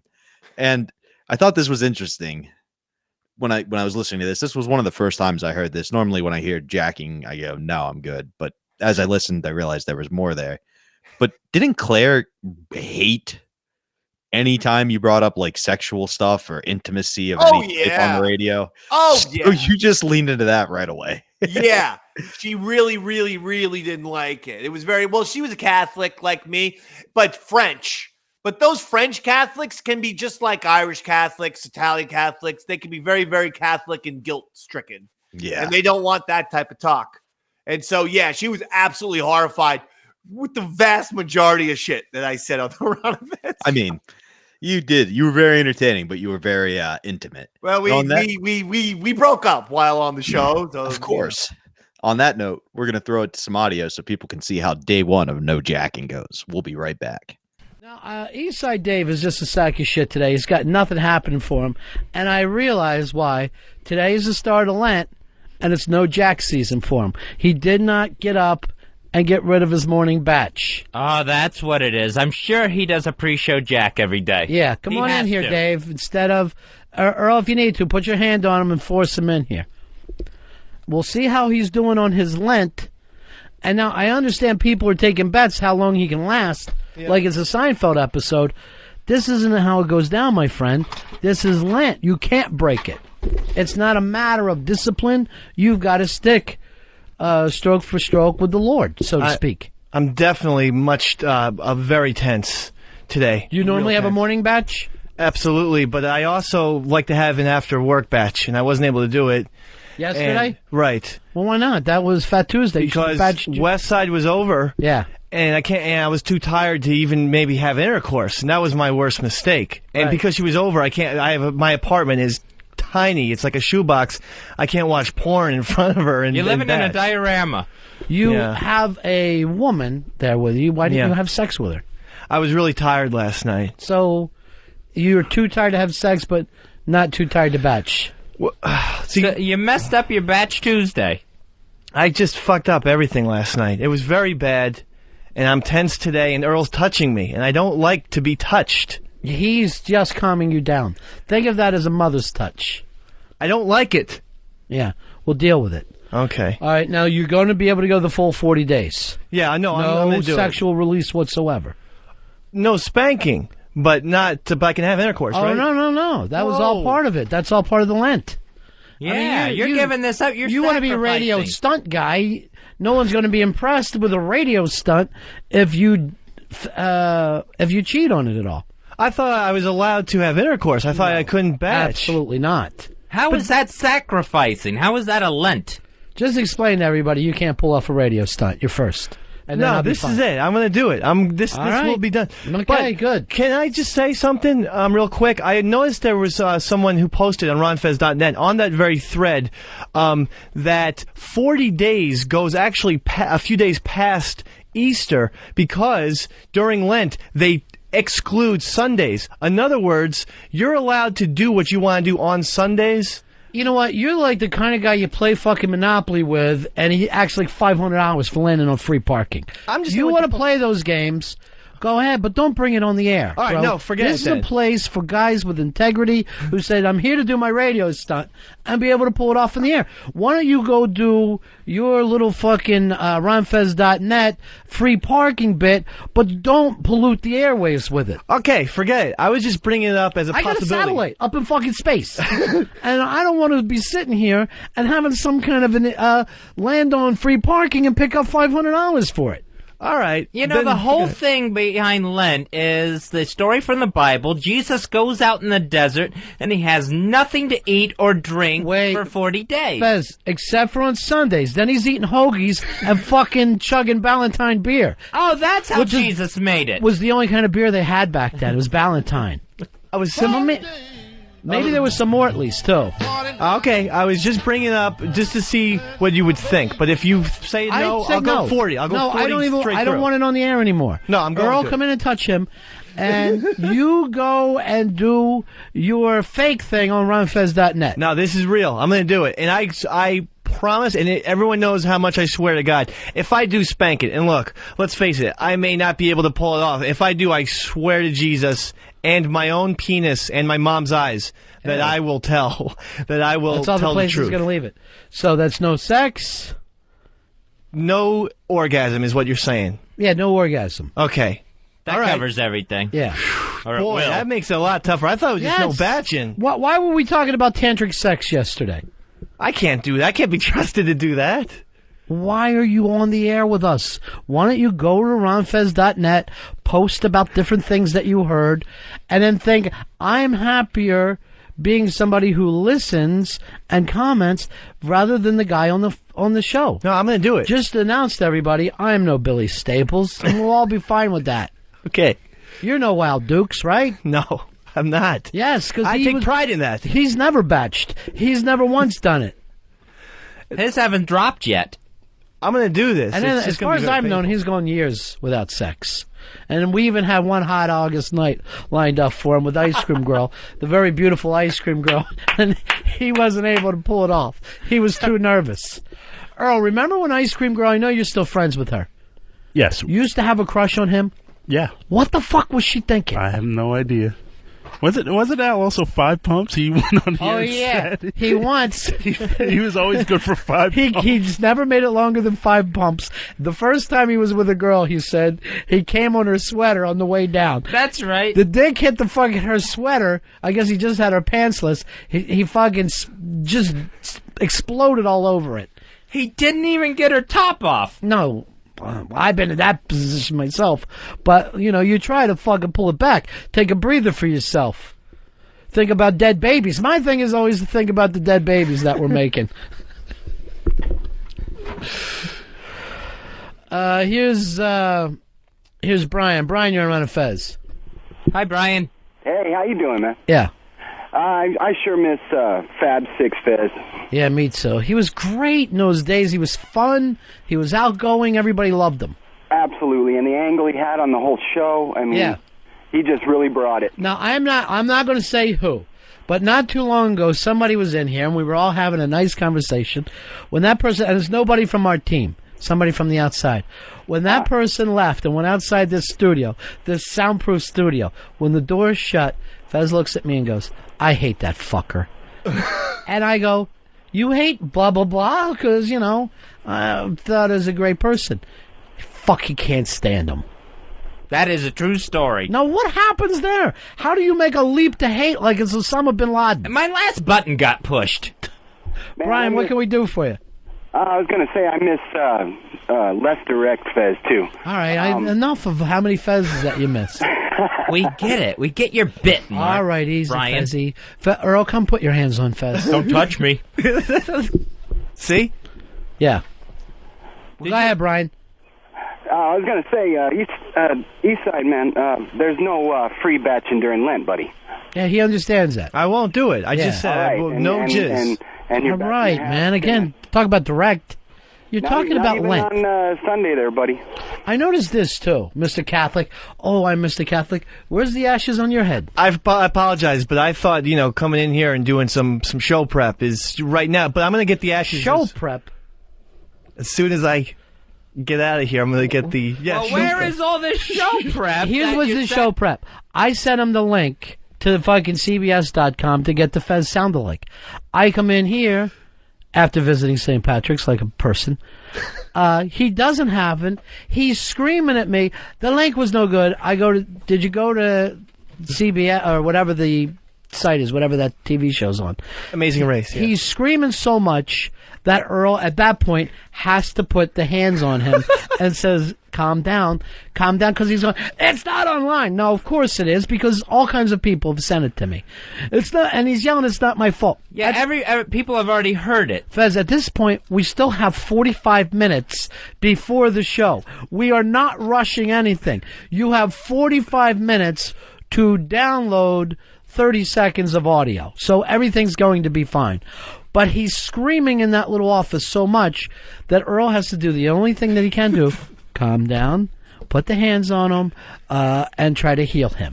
Earl is now doing a laying of hands. Yeah. Those black paws on my shoulders do not help me at all. They only infuriate me. During Lent. No, I'm just pointing out the color. I'm trying to visualize. Everyone knows Earl's paws. I hate racism during Lent. You sound like a fucking Puerto Rican. All right, here's Ass Man. Ass Man, you're on the Ron Fez show. Good morning, buddies. How are you, pal? Hi, Ass Man. Hey, how you doing, Fezzy? Yeah. I think there should be some repercussions if this poor bastard actually batches before the end of the 40 days. Well, he had that. Well, that's between him and God. What happens there, if he does any of this, if there's a droplet hits, that's his problem with God. Eternal damnation, I think. Not just for you, your parents. Show thing. I really do. I think it's been on-show repercussion for what he does, because he made a pact with you guys that he wouldn't do a batch. What's God going to do to him? Make his hair redder? No, I think more freckles. I think he deserves something. Seriously, the kid has been smited. If there's anyone that's ever been smited, it's Eastside Dave. I don't think God could hurt him any more than he already has at birth. No, I'm not here to punish him. I'm just here to point out that for all his enthusiasm, he's got nothing.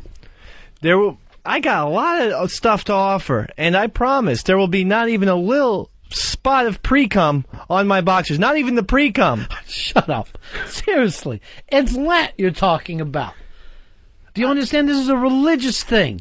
So when you yell out pre-cum, I find it, as a person that was raised Catholic, a little offensive. Premature semen, then. I don't want you to even bring it up. I don't even think it should be talked about during Lent. It's wrong. Anthony, you're on the Ron Fez show. What's up, buddy? Yeah. How are you, buddy? Miss Fun Guy Fez. Yeah, Fun Guy Fez was the best. Listen, I miss Fun Guy Fez. I grew up with it. I'm an authority. Sunday is definitely a bye day. East Side, you can batch all you want. Oh, maybe it wasn't your house. Listen.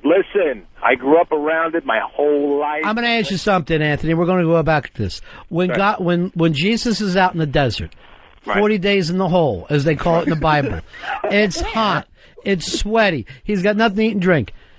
Right. On Sundays, he just makes pizza up here for himself. Yeah, get pizza. He never did it. He never had a soda over that 40 days. It would have been blasphemy almost. He was in such bad shape, the angels had to come and take care of him on day 40. I'm going to tell you, exactly. They had to walk him out of there. Now, like David Blaine after a stunt. It was pretty much David Blaine-ish. Now, you're saying that somehow he smuggled some tasty cakes into his socks and was sitting there having a butterscotch crimpet. Why? Because it happened to be a Sunday. The man would have loaded up every Sunday, and then who couldn't do it? This is how bad off he was. When Jesus was suffering in the desert, the devil came to him and said, "Listen, I know you're hungry. Why not turn these rocks into bread? Into a loaf of bread?" Fucking starving. Why bring that up now when I got nothing to eat? See? That was the thing. It's not like, hey, turn this into a fatted calf or a roast beef or something I could eat. It was something simple. That's how starving he was, that even a loaf of bread would have just been driving him nuts to eat it. Yeah, but you put a little couple pieces of lamb in there and you got a nice sandwich, some condiments. He did not have anything to make a sandwich with. So, Earl, here's the deal. I want you to check his underwear every single day. I want you to be in here with a black light going over his underwear every day. And remember, this is what my problem is all the time with our producers. And it seems like Eastside Dave has just leapt into that. They say they can do something extraordinary. Then you say, wow, okay, go ahead and do it. Now, I didn't yell out, Dave, get in here. Here's what I want you to do for Lent. He came to us with this. When I say yes, he can. Now he's like, well, I still get to pound my chick. I still get to take Sundays off. I get to watch porn. I don't understand why somebody just can't be a stand-up guy. Oh, I am. You don't want to be less than fascinating. Yesterday, I thought we were allowing me that one tiny part of the what's plan. The one tiny banging part? West Side. You can, but you can't finish. No, then I will not, and I guarantee I will go 40 days. And if I come in here... Here's what you got to do. When you're with her, then you got to jump up and pour ice water on yourself. Okay. Like a raging bull. Yeah. Yeah. Have a big pitcher of ice water next to yourself and pour it all over yourself. All right. He was the champ. I could learn from him. Now, Fez, you're a Lutheran, right? Yes. So for the next 40 days, you can't listen to Luther Vandross? I can listen to Luther Vandross unless that's what I gave up. He's not our Jesus. I thought you were a Lutheran. I am a See, Lutheran. See, we're Christians. Christ. Lutherans. Luther Vandross. No, it has nothing to do with Luther Vandross. The Lutheran Church was around a long time before Luther Vandross showed up. Who's better? I say Luther Vandross. In singing, yes. Who, by the way, you can hear singing backup on the Young Americans album.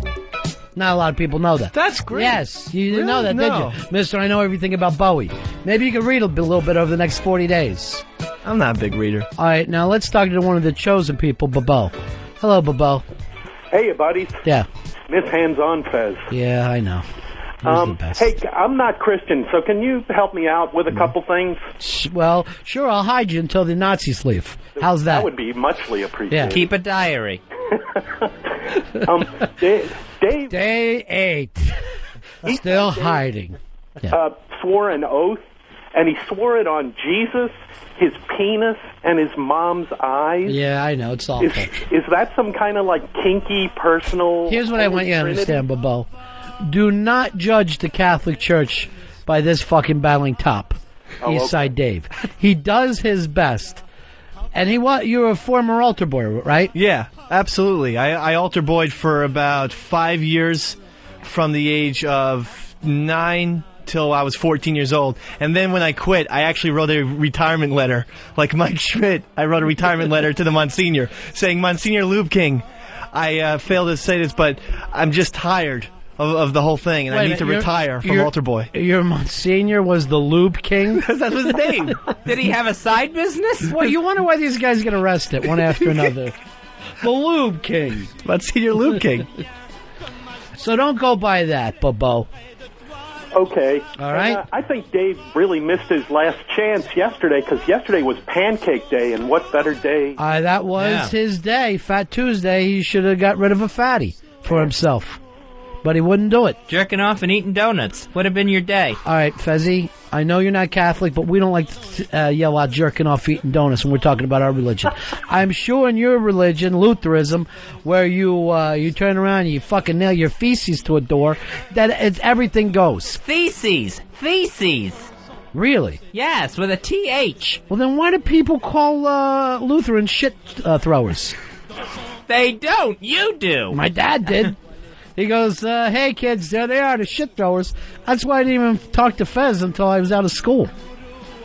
All right, Bobo, so that's how it works. Okay, one other quick question. Sure. If Dave breaks Lent, what happens when you break Lent? Does that mean his dick falls off? Or No, come on. If I break, I'll be honest about If he it. breaks, I'll let it you just know. shows he didn't make it. That's between him and God. Yeah, All so right. I guess you pay at the You don't have the to other pay. People don't realize you're just trying to say. This is the whole thing about Lent. That then you could figure out how difficult it was for Jesus to go through his, because you can't give up Reese cups for Lent. That's what it just brings it all into mind. Then you can realize, wow, what if I had to give even more? Or what if I had to be a Lutheran and try to figure some way of keeping feces nailed to a door? We did not nail crap to a door. Did you freeze it first? No. It was theses. Why would you even do that? What's a thesis? He had like Do you shit it? It was, because it might mean the same thing. You just have a speech impediment. It was 95 ideas he had for a change in the church, and he nailed those ideas to the church door. Why not FedEx it? Why be V for Vendetta and go around and start trouble? They didn't have FedEx then, and no one would have listened to his ideas. That was the only way he could get the entire place to see him. Well, I didn't listen. I'm not listening to some shit nailer and acting like he came up with anything good. Theses. All right, God online too here. Hello, God. Hello there, Dave. Hi, God. I am the Lord Almighty, and I see all. You have already broken your vow, son. You will burn in hell. All right, enough of that. It's not God, it's Goliath from Davey and Goliath. He was acting like he was the Wizard of Oz. Sound like James Earl Jones to me. Keith, you're on Ron Fez. Good morning, guys. Hey, buddy. Mr. Mac in Salton, Manhattan. Hey, how are you? Actually, two things. So formal. If you want to know more about Luther, you have to watch the movie that Joseph Fiennes did, Ray Fiennes' brother, called Luther. It's really, really Did you watch that, Fez? I've never seen that one. Excellent. You got it on Netflix. It's a really good movie. Okay. But actually, it's not Luther Vandross. It's Lex Luthor. So, I mean, they're That son of a bitch. They can't watch Smallville. Yeah. I first of all, to me, Lex Luthor, worst of all villains. There was just never anything happening for me. Never had any fear of Lex Luthor. Second, anyone who nails their feces to a door, why not just chuck it out a window like it's Halloween? That's when everyone should be a Lutheran on Mischief Night. It wasn't Martin Luther's crap. Yeah. He You know was what he taken did? to the church. Here's what he did. He put his theses in a bag, lit it on fire, and got the Pope to come out and start stamping on it. He was the first. Yeah. Catherine. Catherine, you're on the Ron and Fez show. Hey, Catherine. Hey, boys. Hey, how are you? Hey, guys, how are you? Good. I'm Irish Catholic, and okay, I got my own radio show. Red hair, lots of freckles. Yeah. St. Patrick's Day is a gimme day. Well, it's a gimme day for the drunk Irish. There's no doubt about it, but it doesn't make it right. No, Drink a little beer, make a little batch. Oh. I think it should be okay. That, you know what? I mean, if that's what it takes for you. No, I won't If do you that. need Sundays and St. Patrick's, just like the free parking Monopoly players, if that's what you need to make this thing, go ahead and do it. I won't be able to because I'll be like so drunk I can never orgasm. Mom, please turn the radio down. But I can never get like an actual splooge out Now? when I'm drunk. You're telling your mom to turn the radio down? I forgot she was listening. You got your mom XM radio? She has DirecTV. Oh, jeez. Sorry, Benny. Beanie. Beanie, sorry. I'm Benny. That's right. Fucking idiot. Anyway, I can't keep up with all this. So, Dave, just do me one favor. Yeah. And be honest. Mm-hmm. And stop coming up with your RonFez.net excuses. No, okay. It's all on me. 40 days in the hole, I'm good to go. No, 40 days out of the hole. Okay, oh, yeah. Or I'll let Earl lay his hands on me for 8 hours straight. Now, Fez, you said you had a little Hustler magazine. And by the way, Fez has his Lent going down. What is your Lent, Fez? What I gave up for Lent, Ronnie, was I gave up the trim. No more trim for you. No more trim, not for the next 40 days. I gotta stay away from the pussy. No ladies for Fez Watley. I am cold turkey at this point. Earl, do you think he can go? You think he can make it? I don't know if I'll make it through this show before I jump some girl's bones. I think that Fez will do just fine. I know it for a fact. I know that you can put it right up to his face and he's not going to have any interest. He's going to struggle, but he'll do okay. One could actually crouch on him. Still won't get hard. You've got too much faith in me. He'll have to get hard in front of a woman for that to work out, so I ain't going to. I can hear you. Yeah, I know. I'm saying it lower, though, so the listeners can't. It's just between me, you, and Earl. Very clean. It felt very natural, and it was very stimulating. It was just exotic, erotic, and like I said, I can't wait to do it again. I wouldn't be here talking to you about it if we didn't believe it. I mean, we are wet subscribers for life now. We've been married for, what, 5 years, 6 years? 6 years. 6 years, and, you know, it was And something different, and it was fun. It definitely spiced up things. Wet definitely spiced up things. We are back. Robert, guess what I found during the commercial break? Well, no, Black and white cum swappers? During the audio break. Oh, you almost pulled a Rob. I did. Is it black and white cum swappers? Additional slices of, I heard it the first time. I was ignoring you. Oh, I was excited. Additional slices of life from the Ron Fez era. I actually have several pages of slices of life that I wrote clearly. For instance, were there any gay dinosaurs? I don't know how we would discuss that. I don't know how. Obviously, some of these were rejected for a reason. Yeah. But some of them might be hidden gems. If you had to eat a celebrity, who would it be? Eat a celebrity. So I guess you're a cannibal. Again, these slices of life were literally written 20 years ago. I want this to be known. All right, this one's not bad. If you were doing a life sentence in prison and were allowed to listen to one album and watch one movie, what would they be? The Great Escape would be the movie. Fuck, man. But look, there's some weird fucking shit that I found. I found bits that I wrote. There was a murder mystery that I wrote with Guy Geyerson. And then I found an idea that I had for a promo, for a Ron and Fez promo. I mean, some of this shit is fantastic. In fact, I'm just going to be repackaging a lot of this. Yeah, I like that. Okay. All right. Now, back to the episode, Rob. Oh, and I also found the other thing that I found is my bottle of wet personal lubrication. As you can see, I go with platinum.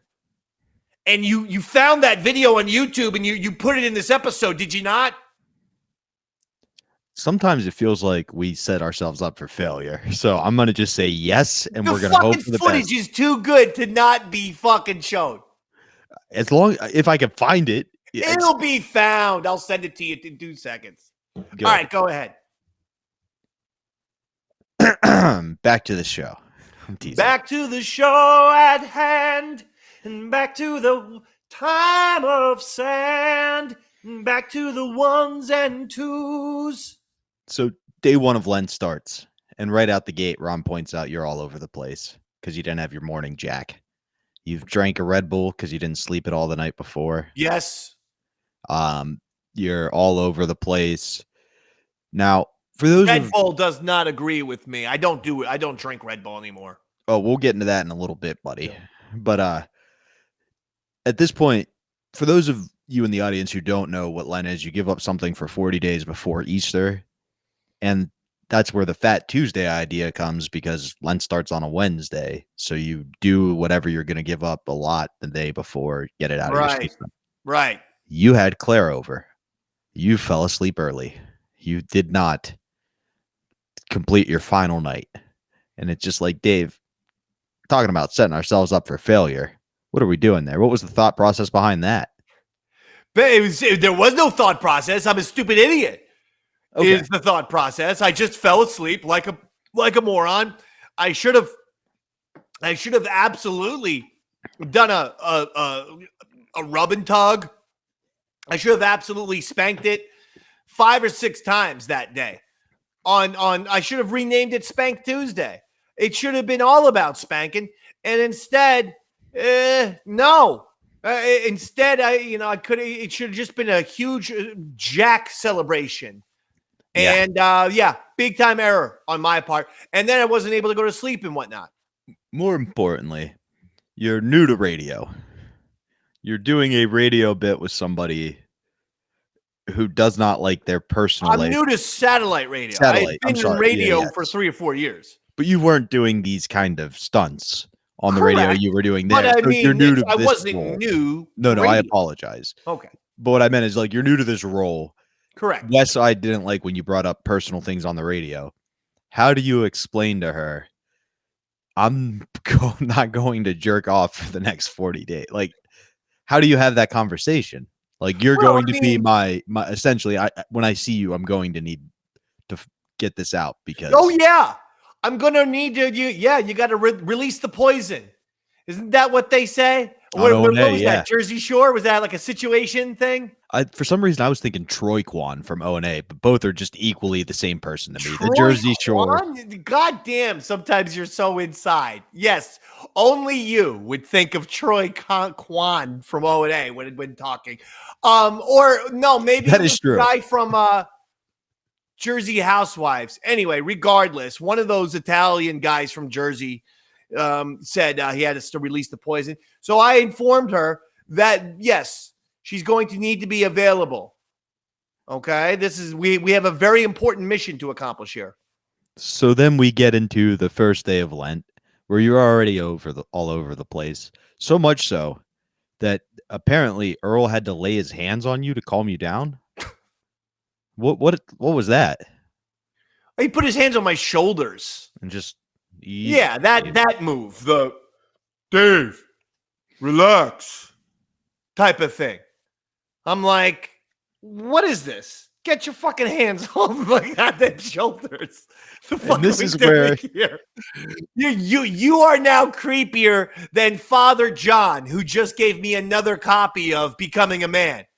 Now it's Becoming a Man who likes priests and Becoming a Man who enjoys spending time with his priest naked. That's volume 3 of Becoming a Man. I'm scared to hear what volume 4 is. Well, no one wants the Earl Douglas hands on shoulders. Earl is not the motivating type. I don't want him to be like, listen, you gotta, come on, Dave. Pull it together. And I'm like, I mean, yeah, he's not exactly Vince Lombardi. Okay, no. He's more of a Michael from The Office in terms of if you want to give motivational speeches. He's not the guy that's going to make you run through the goddamn wall on fire. But what we hear happened to you is Ron gave you something in the show prep that you were supposed to download. You couldn't find it. He came in, you were having a meltdown because it wouldn't, like, freaking out all over the place. And I was like, man, maybe I'm not jerking off enough, because that sounds like every time we did the Davey Max sports program at the dojo, God damn it, won't fucking download. And just Roy coming over and putting his hands on my shoulders going, it's going to be okay, Ron. Yeah, I never want my shoulders to have Earl's hands on them ever again. Now, Ron, being the man, brilliant radio person he is, the day of Lent reveals that no, you can't have sex with Claire either. Well, you can have sex with her, but you can't orgasm. Oh my gosh. You gave up orgasms. He pulls that little hoodwink on you the day of, and you kind of are willing to go with it. And the reason why you're willing to go with it is because he goes, just admit you're not Billy Staples. And you go, I'm not Billy Staples. And he goes, just admit you're Al Dukes. And you go, I take that as an insult. Thank God I'm not Al Dukes. And like, he kind of gets into your ego and you agree to it. Is that kind of, did you feel this pressure to step up in a legacy of people who, I mean, they've had wonderful producers who had incredible payoffs every time. Yeah. I mean, I love those guys. Yes, I was brought in like that, like a Billy Staples type or Al Dukes type. I mean, they're wildly different personalities than each other. But 100%. That's what I was doing there. I maintain, I love Billy Staples. He's the best. He's great. He's great. Absolutely. I love Al Dukes. But on air, Ron and Fez producers, I'm number one. Sorry. I know. Chris Stanley, people love him. That's great. I know. It's fantastic. But, kind of folks understand who the OG was and sort of, hate to say it, but who the OG was. When it comes to satellite radio. Okay. In that role. No, because Billy and Al were not sitting there in studio on microphone all the time the way I was. I just want you to know, I literally invented that position. They weren't there the whole time. After me now, Chris goes in, sits the whole fucking thing. He's never thanked me for being the Jackie Robinson. The fact of the matter is that motherfucker probably has $70,000 or whatever the goddamn he's getting paid just to do a goddamn fucking East Side Dave impression. All right, listen, keeping it positive. And happy. What's up with this going after Pepper today? No, I'm saying I'm keeping it happy today. I'm busting balls. He's a great guy. He's really, really fantastic. Well, you weren't busting balls on this episode. So but was that a way to get you to step up and do what he wanted you to in that moment, to say like, hey, these other guys would have. Yeah, but I was going to do it anyway. I was going to step up no matter what. And then the debate became, do Sundays count? Because some people say Sundays you get off in Lent because it's technically longer than 40 days. Where do you lie on that issue now? At the time, you were obviously lobbying for it. Lent, you do Lent. You don't get Sundays off. That's not a rule. That's someone who's trying to fucking outthink God. I mean, we're trying to, figure out. You were on board with it when you thought you could beat off. I mean, let's not try to fucking figure out the nuances and pick apart every goddamn last little thing in the world. No, you have to keep doing what you're doing on Sunday. If you give up chocolate, it's not like, you on Sunday, you could have a chocolate cake. No, you can't do it. It's all of Lent for 40 days. You give that thing up. Thank you very much. And a lot of that same argument is similar to the arguments Ron and Fez made to convince you not to do it on Sundays. Now, the next couple of days, we get little blips into how it's going, little check-ins. Obviously, it's not the predominant thing going on in the show, but it's just a running bit, right? And we hear the Oscars were really tough for you because all these people were wearing scantily clad clothing. I believe it was Reese Witherspoon that really gave you a hard time. If you don't jerk off for a few days, then it's like you can't have your eyes open. You just try to watch the Oscars and you thought, oh, this is harmless. This is just going to be some movies. There's going to be some movie montages. There's going to be some, celebrities. Harrison Ford will make a speech. But then even the dresses that show off the curves. And you're going, this isn't fair. Nothing about this is fair. So obviously I get that. The most telling thing you said there, which I thought was funny, was you get why women hate commercials on TV. Because every commercial's got a hot chick trying to be sexy, and it was just driving you nuts. But I get it. Yeah, I've been there. Yeah. Yes. Commercials. They're very tempting. Very tempting. Let me tell you. Car commercials. Usually very attractive women driving those cars. All right. They're not getting some fucking 4'1", Gamorrean guard from Return of the Jedi looking bitch, who's 255 pounds. They're going to get a goddamn Cindy Crawford supermodel type driving that car. Why wouldn't you? Yeah. Unless if it's Subaru, then you get some softball players. Yeah. Subaru. Yeah. You get the infrastructure of Holland, if you catch my drift. Okay. Now, before we move on ahead and take another break to let them listen to some audio, Tuesday, you explained to Claire, hey, get ready, because I'm going to need you. Now, Wednesday, you have to come home and be like, hey, I'm not going to touch you for a month and a half.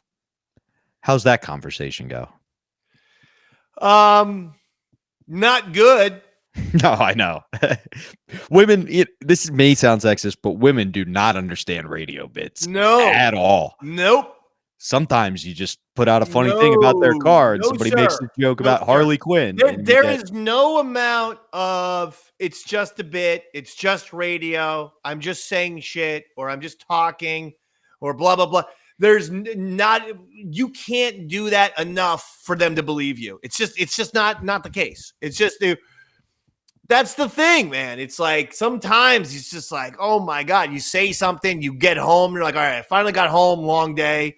And then it's, so did you really mean this? Did you really? I mean, you don't even remember saying it.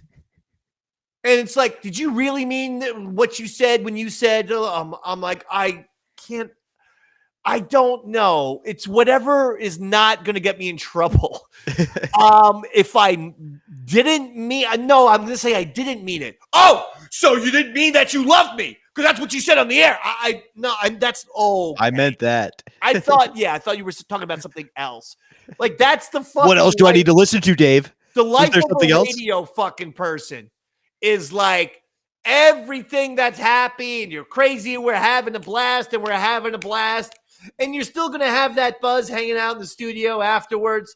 And then you take the long commute back home and then you open up the door and then you get home and you're like, well, that was a nice day. I entertained lots of people. And the first thing that happened was, hey, what the hell did you say that for?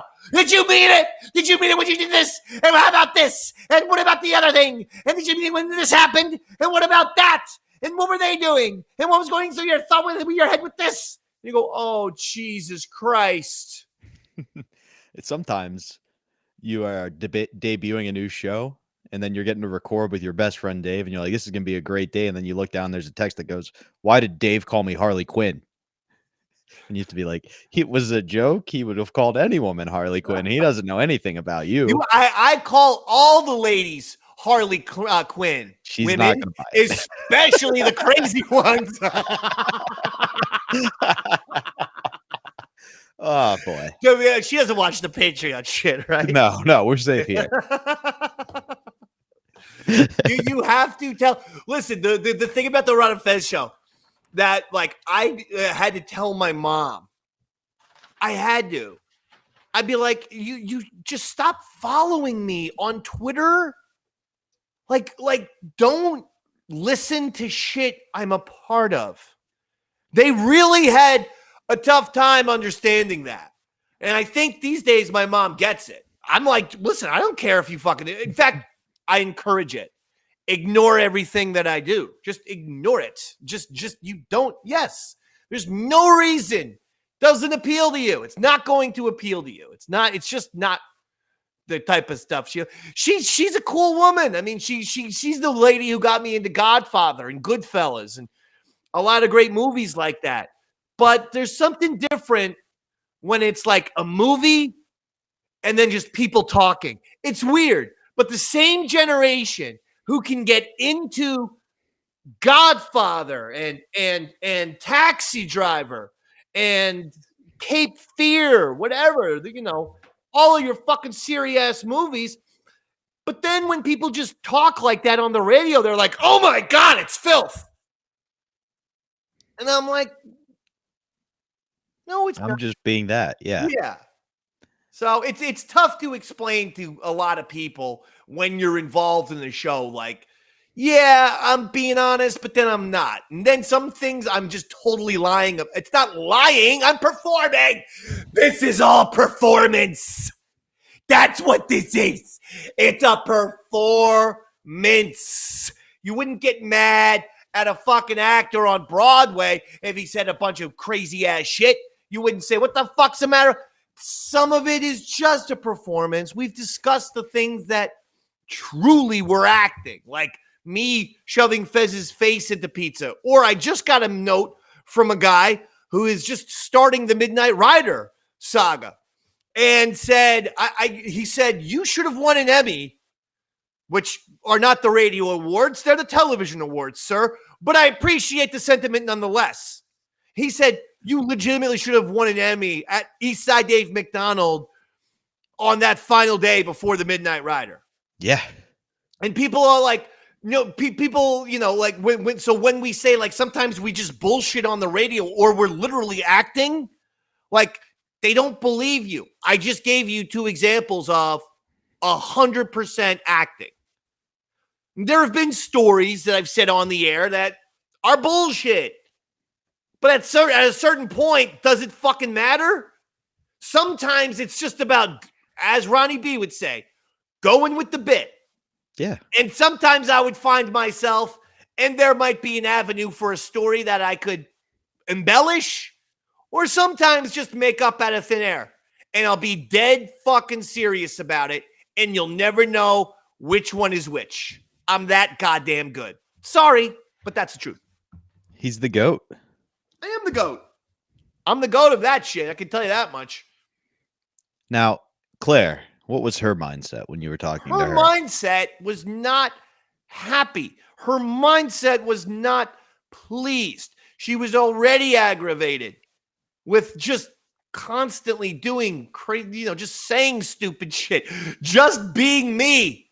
It can be exhausting, I suppose, for the other person. I mean, yeah, but they don't know how much of a catch I am. Miserable ingrates. But all of them. I mean, sometimes can you be a bit much? Yeah, no, but that's the good with the bad. Never. But I am just enough. That's what they call me. Davey just enough. Never too much. Fair enough. Davey just enough. Yeah. Now, a lot of times when I fight with the women I've been in relationships with, what they do is they withhold sex. Now, you've just upset a woman by telling her you're going to be withholding sex. That kind of puts her in a weird position. Does she not talk to you? Does she shut down emotional intimacy? Or does she just try to get you to break your Lent?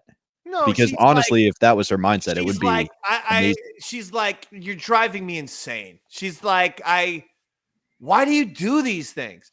That was a constant conversation that I've had with people. Why did you say that? Why did you do that? Why? And I'm like, I don't know. The red light goes on and then something different happens. What do you want me to fucking tell you? Davey Red Light's the name, fucking dominating the airs of the game. I love it. And you know what else I love? What happens next.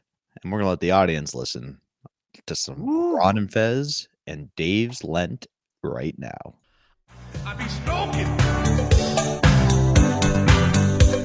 I stroke it to the east and I stroke it to the west. All right, Eastside Dave made a promise for Lent. He told the Lord he would not touch his freckled penis for 40 days. How are you holding up, Eastside? Good, but it was extremely difficult last night. Tough to get to sleep? Oh, my God. Yeah, I slept about 3 hours in total. This is really going to wear me down. Can't sleep on your belly. Yeah, that's true. No release for 40 days, just like Jesus.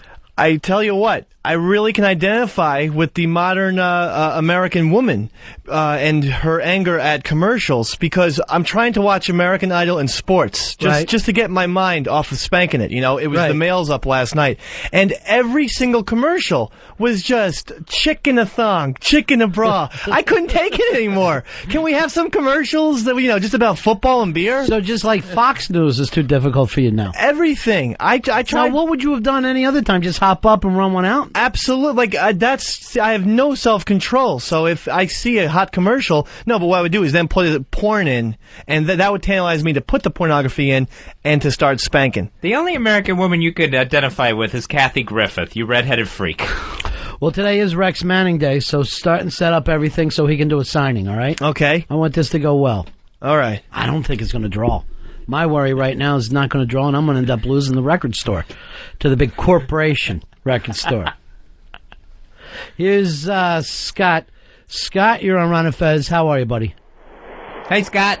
Hey, guys. Yeah. Hey, virtual big-ass card member number 1. Can't do that. Count? No. No, it doesn't. I was going to ask Dave or you, Ron, what about nocturnal emissions? If he has a wet dream, does that count? We're going to hold that against him. If that happens to him, and again, that would be an accident, but he will have to go to Earl's church with Earl on a Sunday, and then that means that you have to pray to Black Jesus that Sunday. And I will let Earl lay his hands on me. All right. Earl, would you be able to take him into your church, or would there be a beatdown? No, there would not be a beatdown. All are welcome. It's a long service, but all are welcome. Yeah. Now, do you have a Black Jesus? No, he's actually the... Like on Good Times when JJ painted that photo, that picture?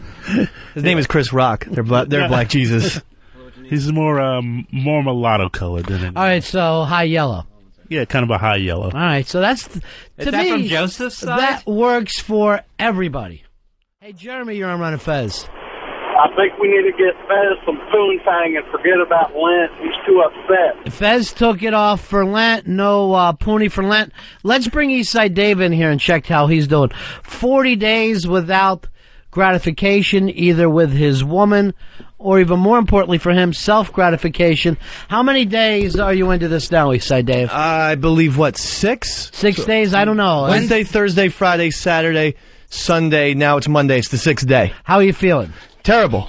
Are you really? 100%, yes. The Oscars, like every single person, it was temptation. Reese Witherspoon, who I do not find attractive normally because she's too bubbly and stuff. I never wanted to spank so hard in my entire life. So who most of all grabbed you? Who was the one that said, I wish I could spank to her right now? Witherspoon, and even though the dress was horrible, that... Naomi Watts, the Donkey Kong chick. Oh, Did you see her? She was in Donkey Kong, the movie. What a maniac. I mean, King Kong. Donkey Kong is not a movie. No, King Kong, she looked, oh my God. Yeah. She works out or something. Reese Witherspoon, her head is now forming a perfect upside-down triangle. Here's Mike, also with us today, Eastside Dave. Hi, buddies. And Dave, the big question is, I know you're on the 40 days, no gratification whatsoever. How you holding up? Terrible. Day 7, it's getting worse and worse. It's been a week. Sitting here with a Red Bull because I slept a total of about 3 hours You last can't night. sleep without running a bat. No, and I never thought that there would be physiological problems, and I hate to say it, but on the subway today, just on the subway, just looking at a few attractive women, there was some drippage. You don't, you know. I just want to be honest. I don't want you to be honest, but I know there wasn't, and you're just trying to be. No. You're trying to be shock jockey. I swear. Let the jocks be shocky. The producers shouldn't be. I promise And quit you. stroking your Red Bull can. It's just going to lead to Lent trouble. Yeah, you really are. Now, there's an article online about that today. I don't know whether you've seen it. Look at this. This is one of the problems of waiting. What's wrong? This is totally uncool. He's showing me a very bad pornography site of teenagers. Real teens, this one's called. Real teens? The thing is, there's video. I just want you to enjoy the video. That's all. I thought you were going to have me look at a scientific website here, and this is science. this like 19-year-old blonde giving a guy head is not going to help me. That's barely legal. There she is. She's learning. She's learning about her young body. Oh, that wasn't good. All right, we got a Lent going right now with Eastside Dave. 40 days, no spanking, no sex at all. How you holding up, Dave? Terrible. I mean, worse than every day just accumulates worse and worse. I can't take cat naps. I can't sleep, and that's for real. You use the batch as an opportunity. It's like a NyQuil. Yeah, it's like a little down, like a little Valium. Yeah, you take a spoonful and you go right to bed. Yeah, and get rid of a spoonful. Oh, yeah. If I need a quick little nap or something like that, a loving spoonful. So go ahead. So it's not working for you. You can't sleep. No, I mean, I'm going to be honest. I thought I shot my mouth off, boy, because I thought I was definitely going to make it through this. Well, you're easy. You're not doing it for yourself. You're not doing it for us. You're doing it for Jesus. If Standing you didn't shoulder tell to me. shoulder with Jesus. If you didn't tell me about that, that's true. Every single one of those people goes right back into purgatory. But now I'm starting to think, purgatory not so bad. You're amped up on Red Bull. That's not going to help you because Red Bull is, I think, makes people feel a little more amorous, and you're drinking too much of it. Yeah. How much have you drank today? I'm almost about to finish number 2, and I never had a Red Bull in my life until yesterday. Yeah. And the only reason why I drank it was because I had about 3 hours of sleep yesterday. You're not ready for it, you red-headed fuck. You are not ready for Red Bull. You're too hyper as it is. Look how ready he is. Do you have your blood pressure machine with you, Fez? I don't have my blood pressure machine, but I have my heart monitor with me. Could you put that on him and see what happens? Sure. Monitor him up. What you got to do is you got to hook it up. Here, come around. Stand up, Fezzy. Do it for him. I'm able to hang in here, and we'll just see now. You think the heart should be cranking a little more than before? Oh, I would think it definitely is. If he's on his second Red Bull. Well, look at his face. His face is yeah. Could you hold your shirt up for me? Yeah, I could. He's just sitting there with his shirt half hanging down. He's just got nothing. You have really turned useless without being able to spank. And that's nothing to be proud of. To find out that this is your kryptonite, the fact that you need to spank constantly, it's an embarrassment. So, hooking it up. This is what you do to yourself all the time, Fez? Yeah, I gotta hook up. It looks like a sports bra almost, that I have to hook around my chest, right at the bottom of my sternum. Mm-hmm. And then the thing you have to do, too, is you have to wet your chest. This is gonna shock him? Good joke. That's what it's supposed to do. Yeah. All right, so this is uncomfortable. Another man wiping water on another guy's chest. Wow, that's very cold. Yeah, and again, this is not exactly what he needs. This is the most uncomfortable thing I've ever been involved in the history of radio. The homoerotic tension is now just blasting here. All he needs is a ball gag to finish I know. it out. He's the fucking gimp. The show has turned into gimp, and Fez is one of those weird southern guys who's keeping him in a box. I'm not comfortable. All right, we'll see what his heart rate is here on the Red Bulls. Should I do anything? I don't know what good and bad is in heart rate. Well, I'm not supposed to get above 140. Right. Since the heart attack. Right. Well, what about him? What about a normal person? He should probably not get above 120, I would imagine. Probably 115, 120 is probably high for him. Yeah. And he is right at 100. All right, so he's fine. Yeah, he should be good. So all this is for naught. All that whole gimmick was just a waste of time. I think it's probably more of a blood pressure deal. Can I keep it on me to at least monitor it? Whatever you want to do. I don't care. I mean, basically, you're wearing another man's tit belt, so I'm uncomfortable. Just got up to 106. All right, keep it going. That was, only walking across the room. I have a feeling like if I do, a couple jumping jacks, forget about it. I'm a dead man, Mr. B. I hope. Now, we do have a guest coming by to taunt you today. Who is it, Earl? Pet of the month, Krista, is coming in. You got a picture of her? Yes, I can bring in a picture in 1 sec. Yeah, we just want to see the taint. Send Bronx Johnny in with a picture of the taint so we can check that out. This is not exactly what he is needing at this time. I won't be looking. I will be looking. But as soon as I look, I'm going to have to say, I'm going to have to go outside to the bathroom possibly. And you can't do it here. Come on, just one? I want you to can't break your Lent. Take a look at her now. And when's the last time you ran off a gentleman's? Oh, this is not good for me at all. It doesn't help matters. When's the last time? You can't even answer me right now. The last time? I don't know. Must have been last Tuesday, right before Ash Wednesday. Because I had intercourse and I spanked. What was the guy's name? It was West Side Claire. Okay. Let me just ask this, just to make sure, because I don't know what goes on. Does West Side Claire have balls? Yes or no? Just answer. No. All right, then, Fez, I owe you $50. Thank you, and I'll take it. I owe you $50. Here's John. John, you're on the Ron Fez show. Hello, Ronnie. Hey, buddy. Yeah, listen, this guy's resting heart rate. He's in his early 20s. What are you, in late 20s? 28. It should be somewhere between 68 and maybe 74. What are you at right now? I went down to about 101, but I was at about 111 just a couple minutes ago. Yeah, he's all amped up on Red Bull. Yeah, the Red beating Bull too much. Pump you right out. That stuff's going to run it right up. I mean, my cardiologist told me when he says, because I got like Fezzy, same shit, high cholesterol, all that crap, But he said to me, don't let your heart rate go above 80, and I got a bed on. Well, I got a problem, though. I can't get to sleep because I can't spank. So then I have to wake up in the morning. How am I supposed to wake up? I'm genuinely asking here. You didn't sleep at all last night? I slept a total of 1 hour. Maybe it would help for you to think about this. Think about this young lady right here. Play Penthouse Pet of the Month, Krista. That doesn't help things. It makes them worse. I see. I'm just trying to do what I can. What do I know? I'm the old ball and chain, as you three guys call me.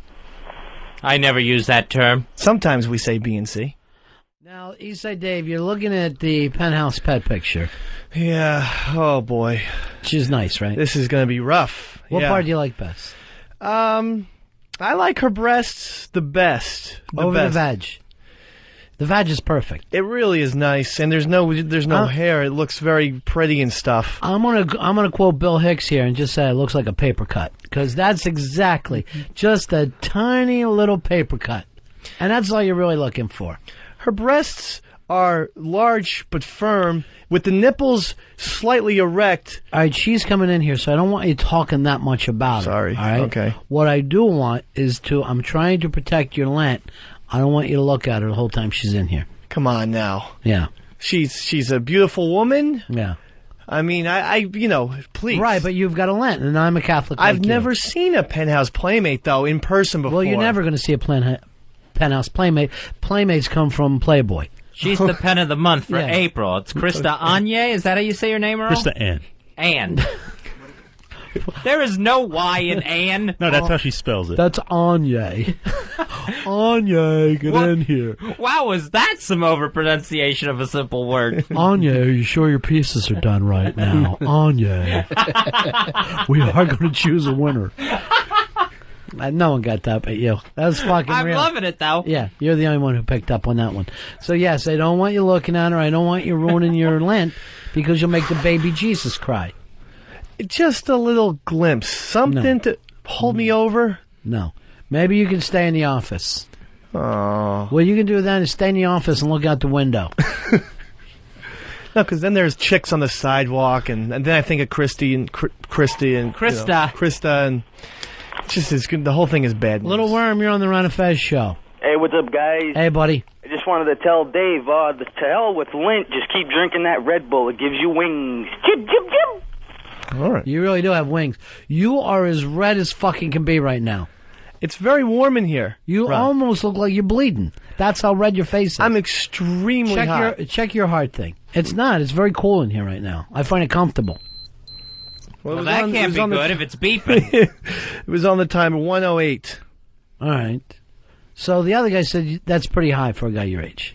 For a 28-year-old person? And to be sitting here. Fez would love to get back to being a 108. Oh, that would be a joy and a half. Yeah. Here's Charlie. You're on Ron Fez. Ronnie! Hey, buddy. You guys kick ass. Hey, did I hear Eastside Dave say that vagina looked pretty? Is he a fucking pretty boy? I mean, a real man would have said it fucking looked doable. It's vagalicious. You know what I mean, Ronnie? I understand what you're saying here. He's a little bit clever, a little bit fancy. When things are small... Put it away. The young lady's here. I don't want you to look like a fucking animal. So... No, Johnny, I want you to stay. You are my sidekick. You're more than welcome here at all time. No, you stay there. Thanks, Bob. Here's what I want you to do. Johnny, take that tie and wrap that around the gimp's face. I don't want him staring at a Penthouse Pet here while he's on his Lent. You're blindfolding me? Yes, I'm blindfolding you. You're blindfolding me. Yeah. This is my first chance. That's right. I saw Whitney Houston once, but she wasn't nearly as good looking as this woman here. Yeah. Here's Brian. Brian, you're on Ron Fez. Hey, guys, you guys do this, you tried this before Dave's Lent? No, I came in after. Normally we turn these down, but we thought this would be good for Dave and be able to deal with a little bit. It's a nice test of temptation. All right, now, you know how we can never get our guys to take care of the guests? Right. Suddenly now we don't have a problem in the world. There's 18 people willing to help her get water, find a seat. Everything is being worked out for her. Krista Ann should be coming in the studio in a few minutes. Penthouse Pet of the Month for April, and she's going to be signing copies of the April issue at Tower Records on 4th and Broadway in New York. That's starting tonight at 6. She'll be there till 8 o'clock. All right, so what I want to do for you, Dave, is maybe after a month we'll have Bronx Johnny explain this to you. Johnny, go ahead and bring her in here. Yeah, keep that on. Go ahead and bring her in here in between me and you. In between me and my sidekick. How do you like the fact of me and Johnny now? It seems like there's a good chemistry. He just called her ma'am, which is really nice. He also took off his hat when he went out to greet her. Yeah. Very gentlemanly. Yeah. Hi, how are you, honey? Come on in, Krista Ann. Welcome to the Ron Fez show. It's nice to meet you. Go ahead and set her up with the headphones and all. Now, Krista, we do have a problem here. We have a gentleman on the show, and it's his Lent. So he is not able. What he's decided to do over Lent is there's no pleasure between him and his girlfriend, and no self-pleasure whatsoever. Why? So, raspy voice there, Dave. I can smell her. Yeah. You're in the room now, Krista? Who are you, multiple MIGs? Oh. Do me a favor, would you, Johnny, and make sure you plug his nose. I don't want him smelling this. Right now, his senses are so good, and we can't have him look at a beautiful woman. And by the way, you are gorgeous. Thank you. Now, this is your first time modeling, or have you done stuff before? I've done stuff before. I've been modeling for 5 years. Did modeling for 5 years? Yes. So is this the pinnacle for you, though? Penthouse? Definitely. Yeah. And you're excited about it? Very. Now, when you've got to realize that at a time of Lent, which we are right now, are you Catholic? Yes. All right, so you know, Ed, how difficult it is to keep to a Lent. Mm-hmm. For a guy like him, with no sensibility at all about him, this is real hard for him to have you in here. I mean, this is very difficult here, Krista. Yeah. I can imagine. I don't know why you would even do Well, why do you have to be so good looking? And listen to her voice. The voice alone is so sexy. It's gorgeous. I could even tell, as Rod was saying, my powers are so powerful. My sidekick, Bronx Johnny, has now put some kind of a clip across his nose. Yes. So this way you don't have to worry about smelling her. The only thing is this some kind of bear trap? Because honestly, my nose is bleeding right now. I mean, seriously, what the? It can't be about you, Dave. Now Okay. it's not your turn. It's about Krista. So, Krista, give us some measurements here. How you're just a tiny little thing. Yeah. Huh? Yeah. I'm 5'3". 5'3", and what do you weigh? Like 108. Really, that much? That much. I'm shocked by it because I thought you were like 93. You're just tiny. No. Yeah. What are you doing over there, Dave? I'm just trying to replace it. He broke my nose. You sound like Rudolph now. Take that off. That's stupid. And you look stupid in front of Krista. Sorry, Krista. Oh, It's look, okay. his nose is just bright red and stupid. She thinks I'm cute. Now, It's a little cute. Now, Krista, let's suppose that you were attempting to make him excited. What's something that you would say to him? Well, I would definitely see if he saw my pictures. Yeah. And then maybe tell him if he wanted like a live show of it. Really? I did see your pictures, and I thought you looked very pretty, especially this one part of you. You look stupid. You got a tie around your head and your nose is all red. You look like an idiot. I feel like I was in Deer Hunter right now. Now, I don't know. Do you normally go for a redheaded guy? Is that I mean, your luck? I've never dated a redheaded guy, but No woman would, but I right? would. No, that's not true. Thank you, Krista. Yeah. But would he be the type of guy if he, first of all, if he didn't have red hair, didn't have a tie around him, his nose wasn't red, and he wasn't wearing a Vag Genius shirt, which the whole thing, let's face it, it's a little silly. I like the tattoo. Yeah. What's the tattoo? I've got 9 more of those where they come from, honey. This one is from Pink Floyd. And They this actually one, gave it to him backstage at a concert. Current. it's from the Wish You Were Here album. And then this one is When some that sort come of out? 72? 70. All right, let me check. Christine, what year were you born? 82. All right, so that's real nice for you, Dave. Well, you have to start somewhere. Close. This one is on my right arm is an Irish bullshit thing that I don't know exactly Dave, what it is. Yes. let's stop making this about you. Okay. This is Christina's day. You are the pet of the month. Mm-hmm. And when you go out for a signing, what kind of guys do you meet? Are they collectors, or are they just see you and they feel that they have to meet you? It's both. Some people have just, they see me in the magazine and then, they definitely want to come down. A lot of people are, business Right. people that are in the business, and it's, it would be nice to meet me, and it's all different. Everyone has a different job. What are the plans for you? What do you want to get out of all this? Films? I TV? definitely, that would be awesome. I definitely want to, just stick with this career for as long as I can. I love modeling, actings. I've done like a little bit here and there, nothing really that big, but I definitely want to pursue that. All right, let's suppose this. Let's try like a little acting and improvisation. Dave is the man of your dreams, and you want to excite him. And let's just try to go with that. All right, ready? I'm ready. And scene. So, what do you want to do tonight? Go to the movies. Boo. I think maybe we should just stay home. Okay, we can rent a movie then. Yeah, but I don't know if I really want to watch it. You don't want to watch the movie? Because I had rented Crimes and Misdemeanors. But if you don't, we can always put on a little music. You're impressing her with a Blockbuster card? I think maybe I should just do all the choosing of the movies and all the work.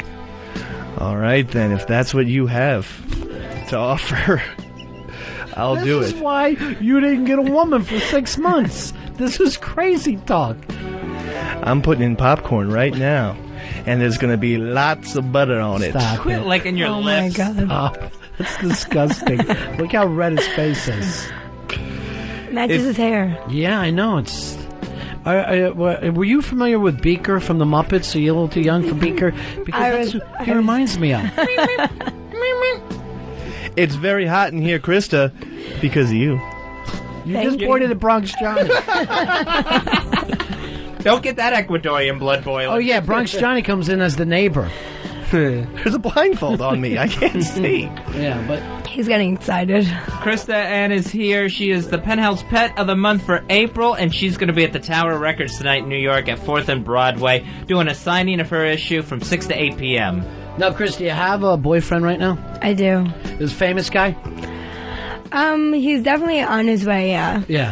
Who is it? Nick Cage? Come on, give us some kind of hint. What is he? Is he a rocker? Yeah, he is. He's all the girls go for rockers. But yeah, his name is Dive Jones. He's a singer, songwriter, producer. Does he got any music out that we'd know? Well, he has a lot of he's written a lot of songs for like other people, like pop songs. Like Mandy Moore, Anastasia. He's stuff by Mandy Moore that's gotten on the albums? I mean, he wrote her first song, Candy. Really? Yeah. All right, that was a big hit, right? Yeah, that was so he's doing very well. Yeah. Yeah.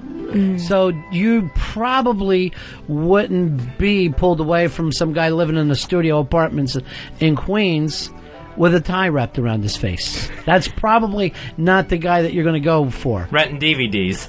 Right, and melting butter and popcorn. He's got DVDs and not even a DVD player. I got a Nintendo 64 where we can play some Mario Kart, baby. Mario Kart? That's exciting. I actually do like Mario Kart. All right, hold on.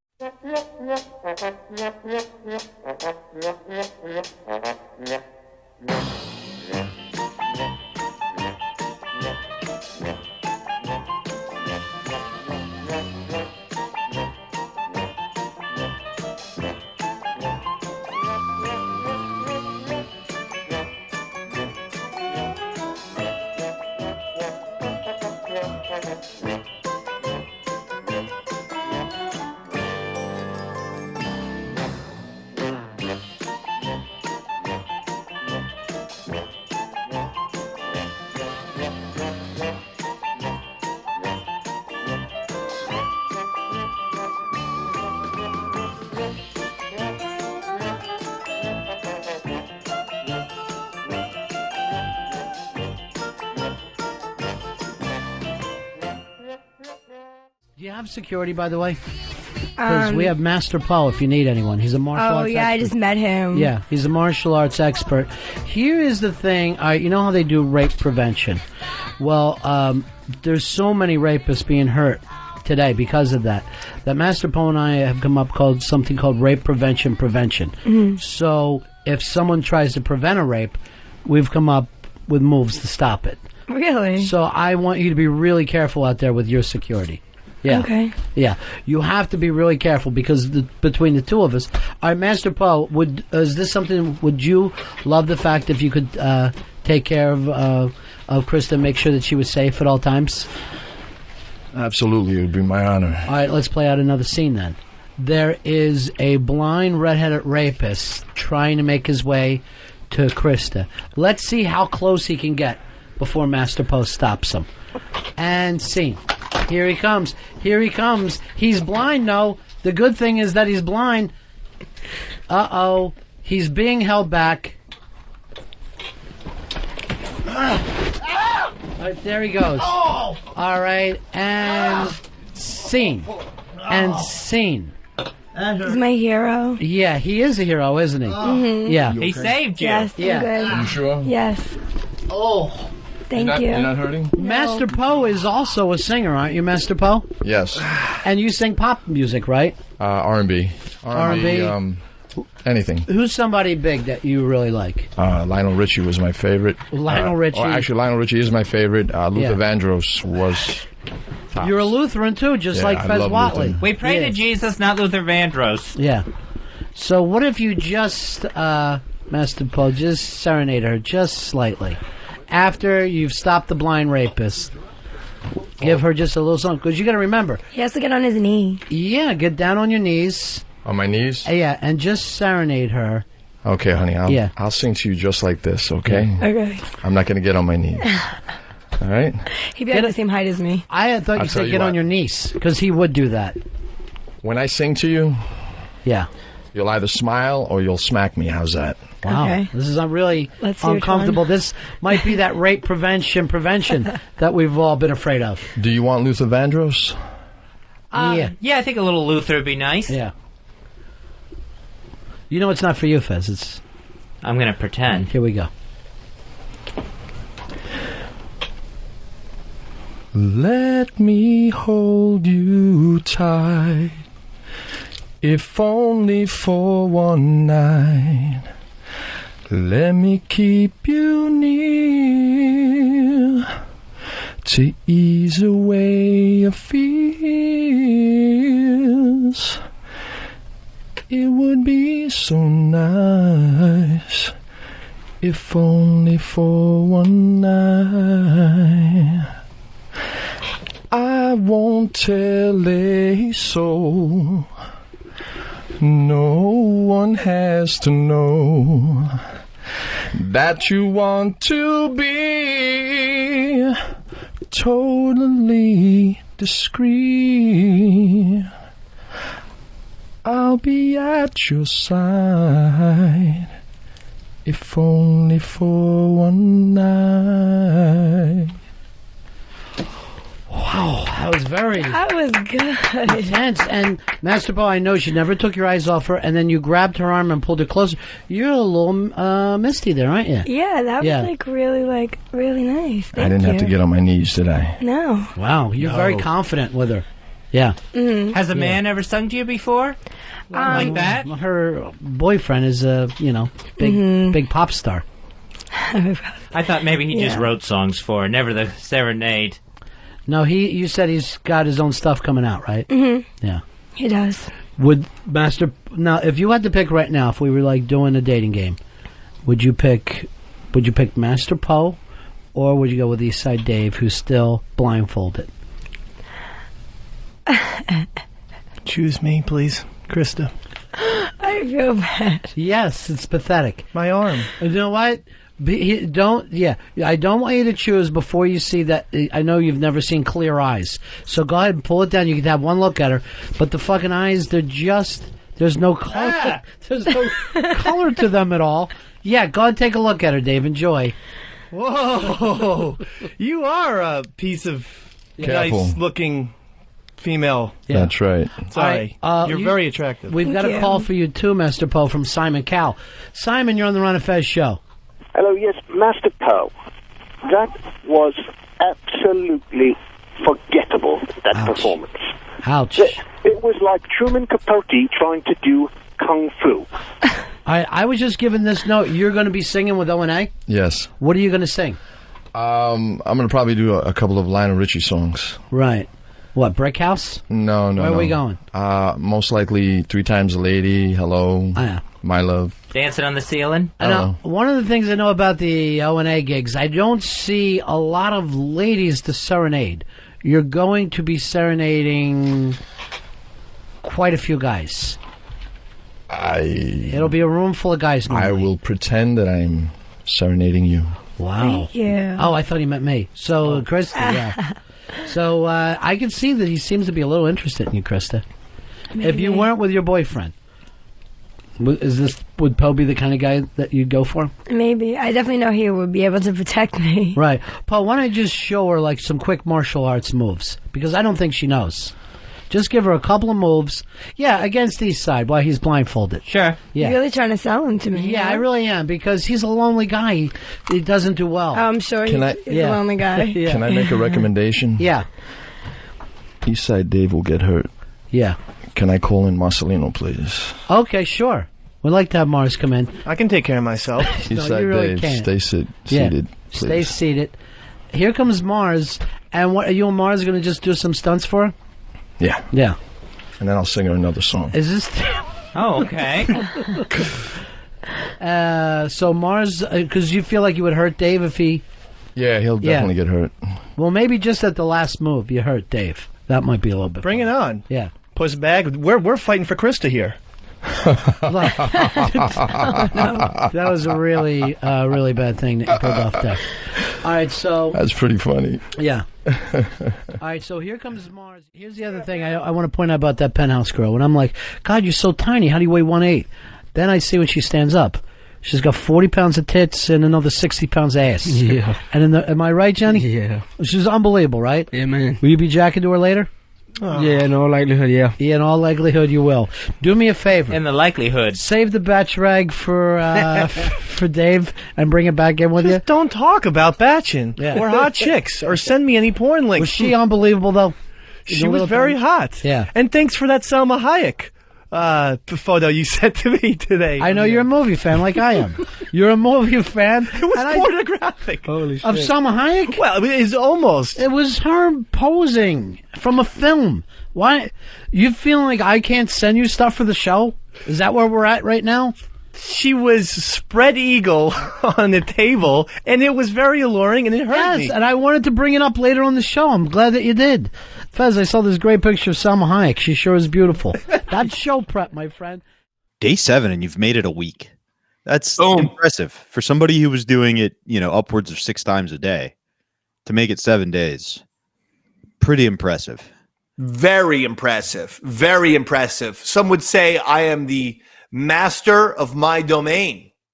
I mean, some people just don't ever jerk off, so let's not go too far. You didn't get the Seinfeld reference? No, I don't do Jesus Seinfeld. I'm more of a Larry Christ. David guy. You have the worst taste in everything. You watch the worst shows.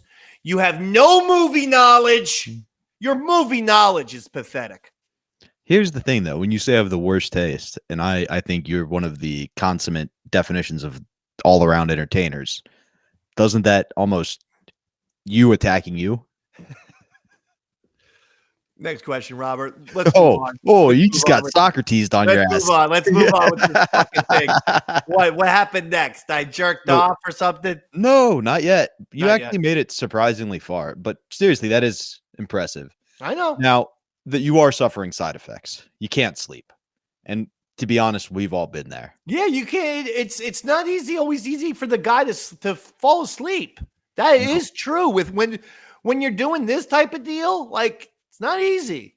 Absolutely not. And like, you at this time weren't smoking weed regularly. That's correct. So it's not like you could just smoke and get super high and pass out or something. You're trying to go to sleep. You can't drink every night. I wouldn't do that. I can't do that. I mean, it was becoming a bit of a nightmare, actually. And we learned that you're on your second Red Bull of the day, at which point Ron goes, you got to stop these Red Bulls, man. Oh, yeah. They're putting you all over the place. I believe they make you horny. Like, you got to stop this. It's not good. Yeah.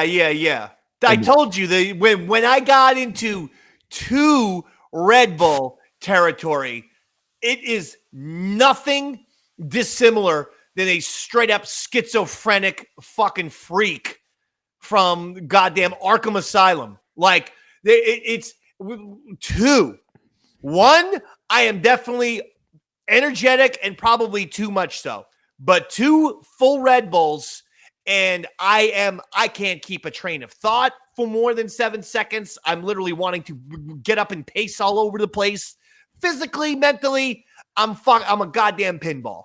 Is this where your hatred of energy drinks developed? Probably. Because I'd like to drink energy drinks, and when I screw up, you tend to point out that maybe it's because I had a couple too many or something like that. Yeah. But and the weed. You have a very interesting combination of energy drink up here, weed down here, and then all of a sudden you send me a fucking clip and there's no goddamn audio, and I say, well, maybe if you're not fucking doing in goddamn Red Bulls and joints all day. suburban speedball, baby.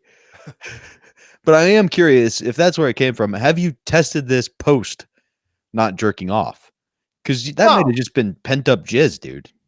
No, I don't. I don't want Red Bull. I didn't even like the taste enough to want to drink it. I just recognized that it gave me energy, but I'm an energetic person anyway, and I can get more. There you go. You like your Monster bullshit. I can enjoy. I like things with good taste. Call me crazy, but those energy drinks, by and large, to me, taste like shit. They have a medicine-y taste that it is fucking disgusting. So, what would I prefer? Good old-fashioned Coca-Cola, dog. That's got caffeine in it. I don't drink coffee. It's not that I'm allergic or against coffee. I can have it, but I'm just not a coffee drinker. But I'll have a Coca-Cola for that energy. I would say particularly in 2006, you were right. None of the energy drinks tasted good. Now, these days, the sugar-free Monsters are pretty delicious, so I can enjoy those. They are, and it is kind of funny. In 2006, you were talking about how like hyper-sexualized that all the commercials were, and now in 2025, it's gone the complete opposite. Yeah. I was just thinking, like, there's a new song out that I really like called "Monster Girls Never Let Me Down," and he's just going through all the brands that used to have hot chicks that represented him that sold out, or now it's dudes doing it, and he was like, "But not Monster." Monster still gives you those big titty babes. And yeah, I mean, it's bizarre that like everything in our society is such bullshit. It's like we can't have commercials with women in bikinis anymore, but then you literally go to YouTube and see any fucking modern day pop, hip hop song, whatnot. And oftentimes female performers are practically having sex. Yeah. Like the amount of, I just saw this one fucking video. Girl was in an ice cream truck. And the beat of the rap song was the ice cream truck's jingle. And the girl was like, how big is your dick? How big is your dick? Like boom. Like that's the chorus. Small enough, it's gonna disappoint you. Small enough, it's gonna disappoint you. The verses are all the things that she'll do with said dick. It's one of the foulest, most fucking graphic, dirtiest fucking songs ever. And it's like, wait, we were told not to objectify women. So what? That they can just massively objectify themselves? There's no consistency in this fucking country anymore, and that to me is the biggest problem. That sounds fucking terrible. Can you send me that video so I can see how terrible She's it is? not good looking. I'll send it. God damn it! I'll send no, it. even what's even funnier is like not just pop stars. Take any like C-list celebrity. If it's a woman, there's a 75% chance for $5 a month you can see her fuck. Like $5 a month. That's not expensive. Men have been totally fucking conned. Yeah. We've been conned for like the last like 20 years. Like everything was about like change your behavior, change your behavior, change your behavior. You had like literally 2 generations of men at least who did everything they could to do that, to listen and change their behavior. And then when they did, the women like, well, fuck you. We're just going to we're going to be now the nasty, offensive, disgusting ones. And let me just say it, it's terrible. If you really want to piss me off, the worst thing you can do is be super nasty, super dirty, and put it in my face. I hate it. I'm not judging. I'm just saying that a lot of the rules that are put on men are a little bullshitty if you really start examining the rest of society and all the rest of the rules that everyone else has to play by. All I'm saying is, in America, the biggest problem we have is that everyone wants to play by different rules. There are different rules and standards for everyone. And we have to begin to reject that now. One set of rules, one set of fucking things. The N-word. Is it offensive or not? If it's not offensive, then anyone can say it. If it is offensive, no one should say it. Now, that includes in rap music and shit. But it's, well, we've taken it and twisted it, and now we own it. Okay, so you're not offended by the word, right? So that means you're not offended, so I can use it then. Even if I'm using it with an A. I'm a Caucasian. Even if I use it with an A, I get in trouble? When you just said you're not offended by the word that you've taken, sculpted, you use the A, so it's all bullshit. I'm sick of the fucking bullshit rules. Rules for some, rules for others, rules for those, rules for these. I think you, of all people, wouldn't be a problem for it because you're so creative. You don't use typical slang. Like, you invented dog. I don't use So you wouldn't use normal slurs. Yeah. But what I'm saying is, it's annoying seeing certain, like, it's annoying seeing, well, sometimes words are the most offensive things of all time. But then sometimes, no, words are completely harmless. Oh, don't be offended by words. They're just words. Yeah, exactly. It's weird. But we're not talking about words. We're talking about your heart rate. Yes. When you chug 2 Red Bulls. Because Fez, who had just had his heart attack, had his heart rate monitor in. And, buddy, your resting heart rate was 106, which you think is fine. Is that good? No, you got to confuse it with blood pressure, which like 120 over 80 is good. I was going to say 106 sounds good to me. No, it should be like 55. Yeah, you were fucking speeding, dog. There's no way my heart rate is 55 right now. Well, you're a little fired up. You got the adrenaline from doing a show. But your resting heart rate should be like, we don't need to do this now. I am not getting a pulse. Are you sure I'm alive? You seem alive. You seem wired. But I mean, you can see me? No. John Cena. So they have it on. People are warning you about your heart. And then, kind of like we were talking about earlier, where Ron and Fez take something that everybody else does in radio and make it their own. They do this. And a caller even calls in later and asks, was she pre-booked? Or was this just to torture Dave? And you guys had the Playmate of the Year in, Krista Ann. Just to tease you. And now you may not remember what she looks like. I don't, but I'm looking her up right now. But they showed you a picture, and then before she came in, they blindfolded you. Because they were like, at this point, Dave will just be all over her. Krista Ann. And it was spelled, there's a Y in Ann. Oh, okay. Well, just spell me your fucking name. I can't. Krista Ann? A-N-Y-N, maybe? A-N-Y-N. Or A-Y-N-N. Okay, I found her. Krista Ann. Yeah, she's very attractive. Very attractive. Yeah. Krista Ann. Very, very attractive lady. Okay. One of the best lines that came out of it was Ron at one point goes, "How much do you weigh?" And she's like, 100 and something. And he goes, "I thought you would be like 92. And then he goes, "I saw her get up. Turns out she has 30 pounds of tits and 40 pounds of ass." It's like she is just all breast and ass. And Brock Johnny was like, "Amen, brother." It's truly one of my, just one of those little moments as a Ron and Fez fan that you go, this is why I listen to the show. But it is fun. And honestly, the setup is great. They have you with a tie around your head so you can't see her. She's going, "Why would you do that? That's so dumb." At one point, Bronx Johnny puts a chip clip over your nose so you can't smell her either because you're going, the smell's driving you nuts. But how fun was that? Like, you've literally got a playmate who now the role is to try to turn you on. You know what I mean? Like, fun. Nice beautiful woman. Fun. Again, I'm not always into, the celebrity, like the centerfolds, the Playboy centerfolds. I'm talking about as like a radio producer here. Yeah. Okay. I don't know. You can't really talk to them about a lot of stuff. They're not usually very interesting. And it is radio. I know everyone's got, cameras and this and that, but I always thought that was, I don't know, annoying. No, I kind of agree. From the very beginning, when Howard Stern did it, I was just like, are we listening to strippers again? Like, I don't want to hear strippers. I would love to see a stripper. Yes. Looking at a stripper. Wonderful. Hearing a stripper talk on the radio.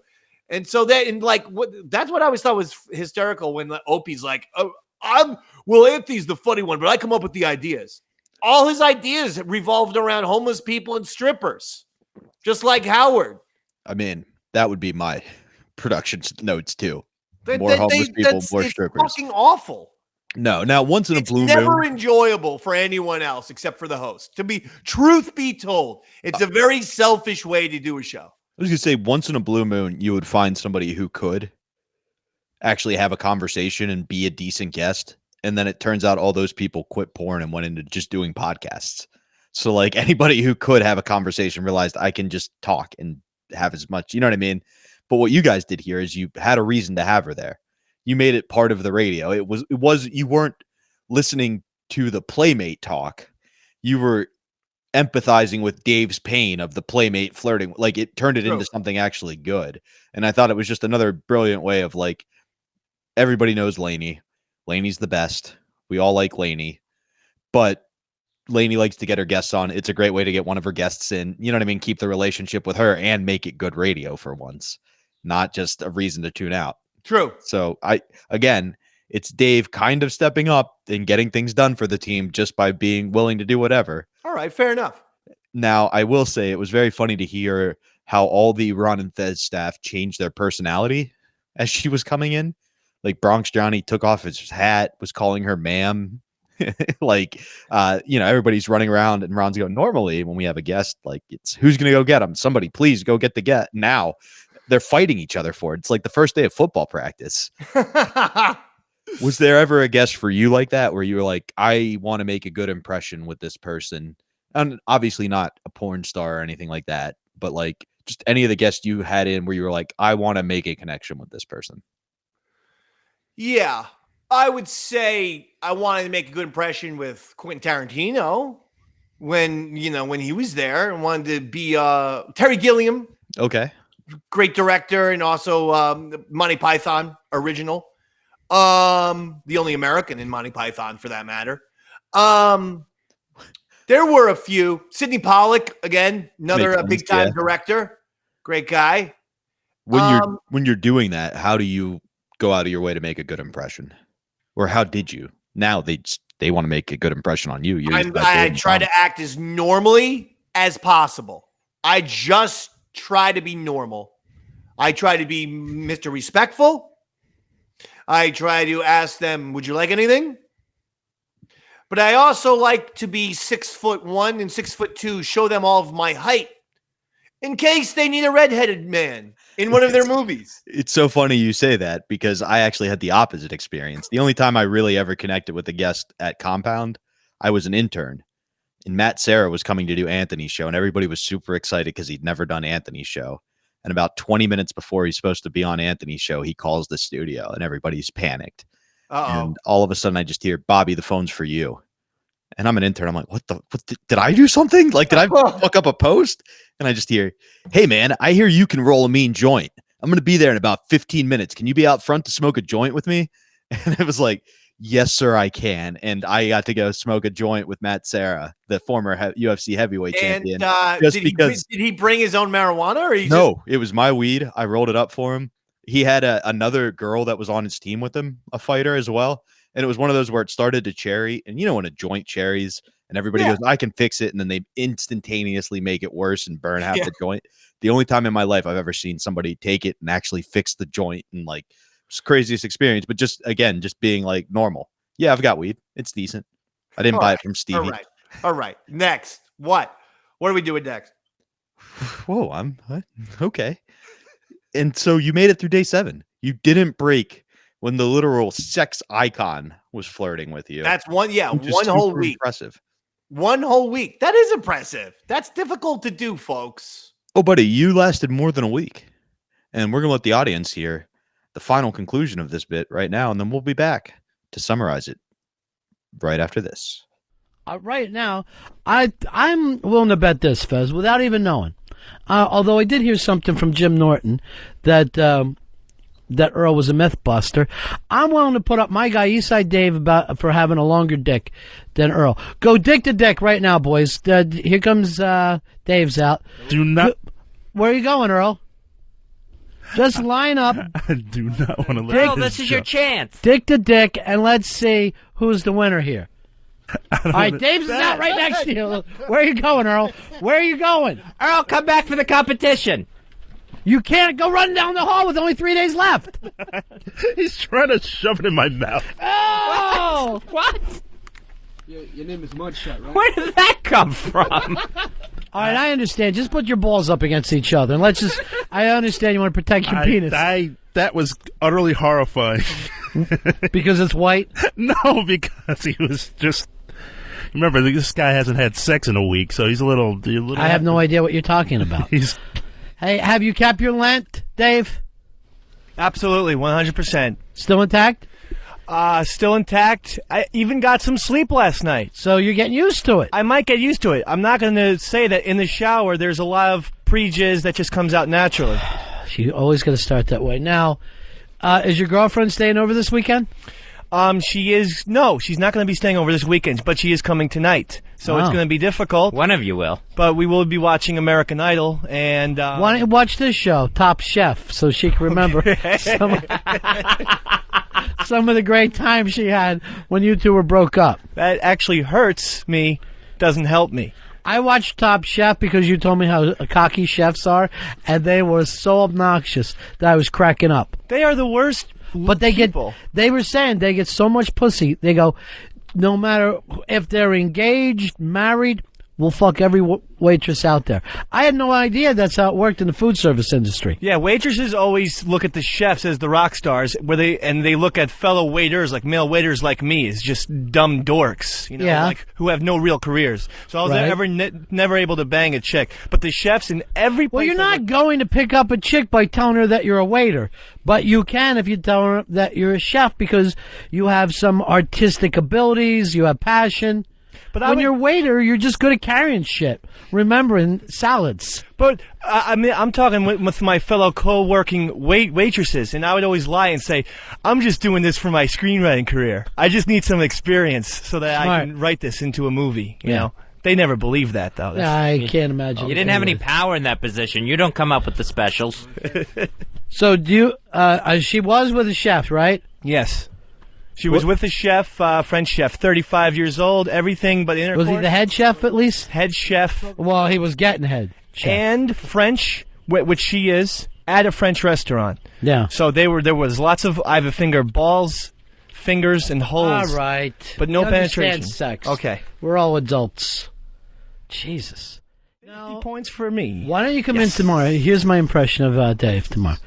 Chef, jizz, no can jack, chef, jizz. By the way, ADF I guess some people confuse ADF with Dave.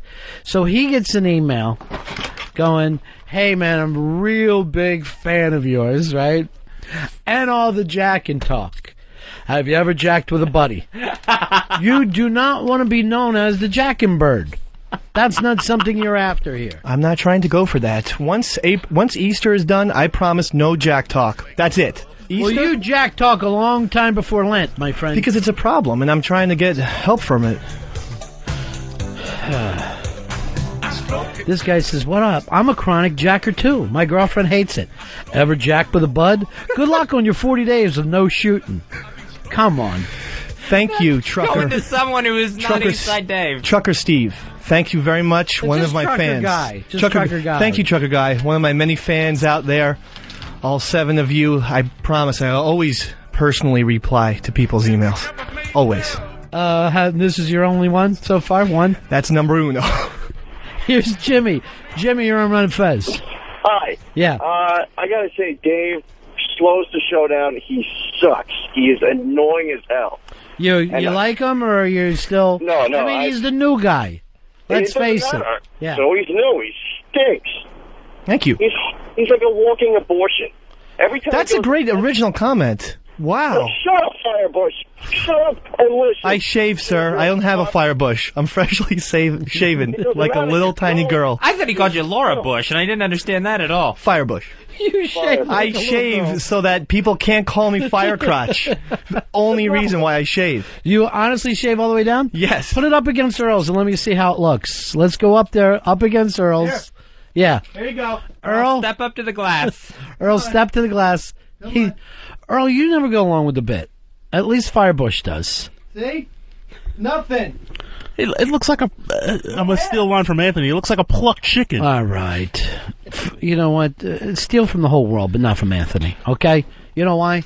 You got no fucking timing. People always hate the new person anyway. I don't sweat it. Here's Cody. Cody, you're on Ron Fez. I was wondering if Fezzy made it through his 40 days, 40 nights when Meadow was in her little bra and panties last night. You know, I will have to check with Eastside Dave on that one because she did look very, very nice. And I'm not going to say camel toe, but we were definitely in that region. Eastside, did that taunt you at all when you saw Meadow Soprano? Oh my God! It was the best 7 seconds of the episode, except for the ending, of course. You still haven't run a batch, right? I have not done anything, but the physical effects are coming on. Stomach aches too, blurry vision. Yeah. And my left ear is experiencing hearing loss. You're a big Sopranos fan, though. You loved it last night. Let me just really quick check as we get back in here, Fez. I know that there was a little Lent going on with Eastside Dave, where he gave up self-pleasure. He was struggling when we left. Let's check in to see how he's doing. Here he comes, Eastside Dave. Dave, I hate to wake you up, but did you stick with your vow over Lent? Yes, I did. Wow. But that didn't seem very convincing to me. No. Here it is, because there's good news and bad news. The bad news is I'm pretty sure I'm impotent now. I'm being dead serious. Right. I used to have a morning wood at about 7:30 in the morning. Absolutely every single morning. When the cock crows, sure. Nothing, and the shower, the warm water does absolutely nothing for me. It usually grows a little bit, like a happy squirrel. Morning wood is just a urine erection, so don't be feeling too proud. But you don't look well either. You're kind of puffy. Your eyes are sunken. My right eye. Oh, I've been sick as a dog. Yeah, no one should use this microphone after me. Is this what you would call jizz backup? Is that what you're suffering from right now? No, I have a real problem. My health is gone. My right eye.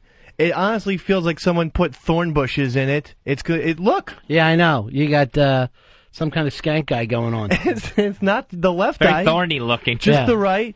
And, feverish. I'm sweating a lot. This is, I'm trying to drink as much water and have as much vitamin C as possible. Maybe you ought to go home. I don't think we should be around you. You can't make the show sick, whatever you do. Get over there and breathe on Earl for a while. I was thinking maybe I should just wear a surgical mask. Yeah, I don't think you belong in here. I'd do it all the time if I were you, pretty boy. All right, Earl, get him out of this room. I want him with you, sharing a microphone with you at all times. You can't get the show sick. Yes, I'll take one for the team, guys. All right, 866-RON-0. You're ready to give up anyway. You said you got some kind of sickness. No, I feel great today. What were you doing at the doctor yesterday? He had to test out my stomach, and he was pressing on my stomach. And you're pregnant?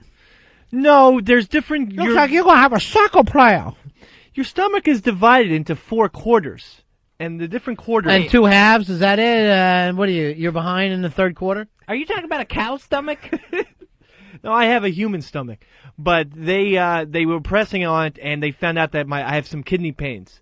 So we ran some tests, did a little x-rays and stuff, and I'll get my results today. The doctor, though, said that it shouldn't be serious because I'm a young person. So as soon as I get that, I'll get my antibiotics, and we'll be on good shape. Your what? My my medicine. My pill. Yesterday you were telling me you were coughing up blood. I was. He thinks that I was coughing up blood because I'm coughing a lot. But I also told him, I told him about I didn't tell him about masturbation. I didn't use that word. But I did say I haven't had sexual release for the month of Lent. and he said that he thinks that possible, self-gratification and everything was stress release for me. Mm-hmm. And because I haven't done stress release, You're that much on the goddamn on the edge that if you don't jack off, you get a kidney infection. The other problem I had with him is, he's got a Lent going, right? Yeah. How did you make out? On Saturday, I broke the Lent. Right. Oh, no! Yeah. Now, I talked to him Saturday, and he's like, hey, I just woke up from a nap. And I'm at my house laughing, going, you can't take a nap without fucking doing something with a chick or running a batch. So I know he's already blown this. I felt so fucking guilty, even on the phone, Right. We kept trying to talk about Final Four basketball and everything like that. Right. And I could tell that you could almost see through the phone into my soul that I had done something that day. Because you're like, oh, nap, huh? Nap. And I knew it wasn't working at all. And I'm like, I have to tell him on tonight. I have to. So, was it a self or you and the chick? No, it was, I did twice a little chick activity because the first time, honestly, was, a 6 or 7 seconds pumps. Yeah, 6 pumps. She walked across the room and Vesuvius went off. And, I could have made triplets with the first thing. Sure, I There was understand. just so much coming out.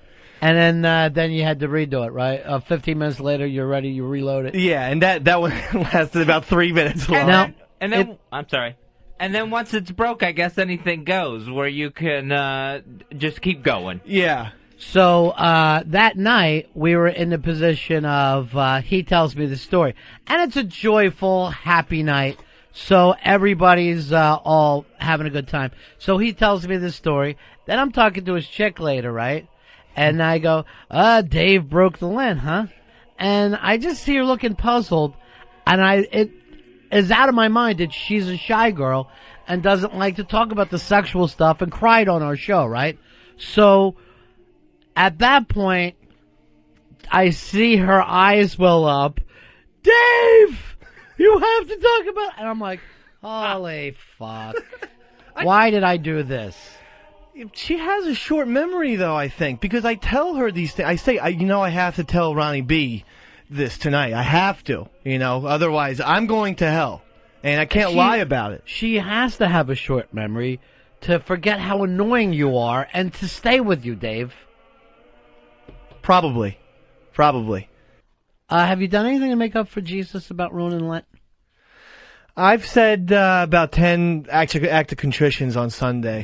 That's not a lot. All right, we'll take a break. We'll come back and pick it up, Ron Fez. Robert, before we begin, what is this impression of? And this is just for the people watching on YouTube. Okay. I am doing an impression of something you see online. Okay? Yeah. Okay. Okay, what's that? That looks like an ad for one of those casino games. You've never seen the gif of the girl who's sitting at the diner waiting for her pancakes? Oh, yes. That does look like that. Yes. Now, here's the thing. Everyone gives that chick a lot of shit. I love her. Oh, yeah, me too. First of all, I mean, not a bad-looking lady. She has a couple pounds on her, but here's the point. She's a big pancake fan. But also, I love the enthusiasm. Yeah, I wish I could find that much joy for anything in my life. You know what I mean? Let alone the simple things like pancakes at an IHOP. I'm into her. That's all I can tell you. All right. I bet you didn't think I was going to bring up black and white cum swappers again. It's black and white cum suckers. Cum suckers. Volume 14. You don't always get the volume number in there. I don't. It's not cum swappers. Let me just say this nice and loud, especially with the windows open here in my apartment complex. It's cum suckers, not cum swappers. It's what Nancy does, not Rita. Wow. leave Nancy out of this. We are not getting along right now. I could tell. I was there the other day. I was there, remember? He has a new project. Nancy, ladies and gentlemen, is the lady who lives above me. I like her. We usually get along. But Robert is here, and I have to get in the microphone and talk lowly because she sometimes listens. Robert can testify. She slams the door every single time. I figured out what's going on with the door slamming. She just doesn't close it ever. Oh, she just lets it go. But it's an apartment complex where the door slams shut to make sure other people don't freaking go. Sneak in, yeah. But who doesn't hold the door? Who doesn't close the door? Nice and gently. Sometimes I don't even close the door there because I'm trying to get back in. So anyway, now I was trying to watch the Knicks last night. Who won, by the way, Robert? Oh, I know. I watched it. We're still alive. Mm-hmm. You know who had a big game? Sassy boy. Towns had 24 points, 13 rebounds, baby. He's been great in these playoffs. Hold on. That's not the point of this. As I'm watching the next game, guess who's got to come outside with my windows open, and she's got to water the plants at 9:45 at night? That's a little weird. Fucking second half is kicking off, and we're watering plants at 9:45 p.m. Nancy's doing some cocaine. And because I live on the first floor, Robert can testify. All the stuff is right outside my apartment. So now she's doing the goddamn flowers, and I can't curse the way I usually like to curse in sports, which is a little bit with the rough language. I'm not going to lie. A little bit of the foul mouth, a little bit of the rough language. And remember when I said I don't use any of those slurs?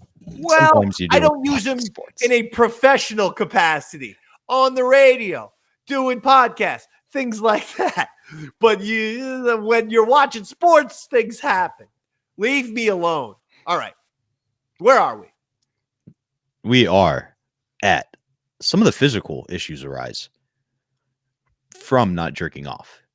One is that you are on the subway and are just seeing hot women and having pre-jizz issues.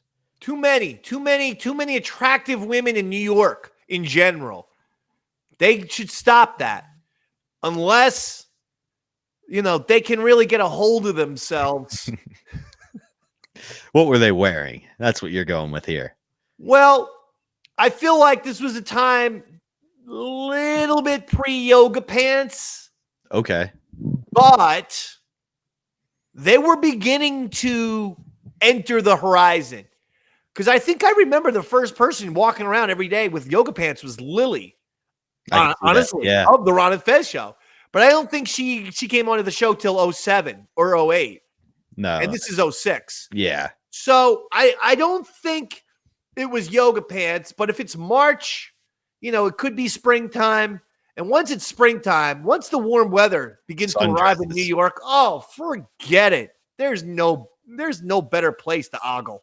I can't remember if it was Patrice O'Neill or Ari Shaffir who used to have the first beautiful day in New York. He would call it sundress day because they would just dump their cleavage out on the women. It's the best day ever. And I do thank them. They're like little miracles of spring. It's like, hey, everyone, the warm weather's here, and now my titties are out. And I have this theory that everybody gets seasonal affective disorder, and they go, oh, it's because the sun gone. I think it's because the titties are gone. If women had that cleavage out year round, I would never be depressed. Yeah, that's true. There's some truth to that. Maybe we can invent some clothing where it's see-through. Right? See-through clothing. So that in the wintertime, but then you could still see things. Like a greenhouse where you can see in, but it actually keeps it warmer. Exactly. I like this. Whoa! Idea man. Yeah, we might be onto something here, Dave. This is a good fucking idea right here. Now, look, this shit, if I see this in the runways of Paris during Fashion Week next year, okay, my attorney is going to be suing some frogs.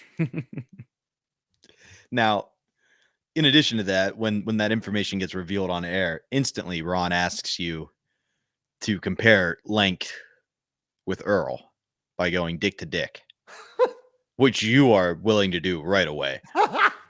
Earl, not so much. Is it because he knew he would lose?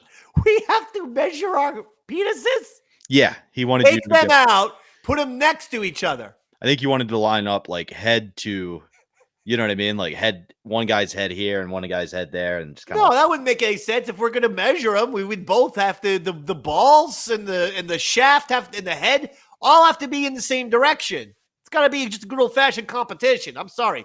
Well, you're not going to start a race with one guy pointing this way and the other guy pointing that way, and the guys take off. You got to have everyone on the same side.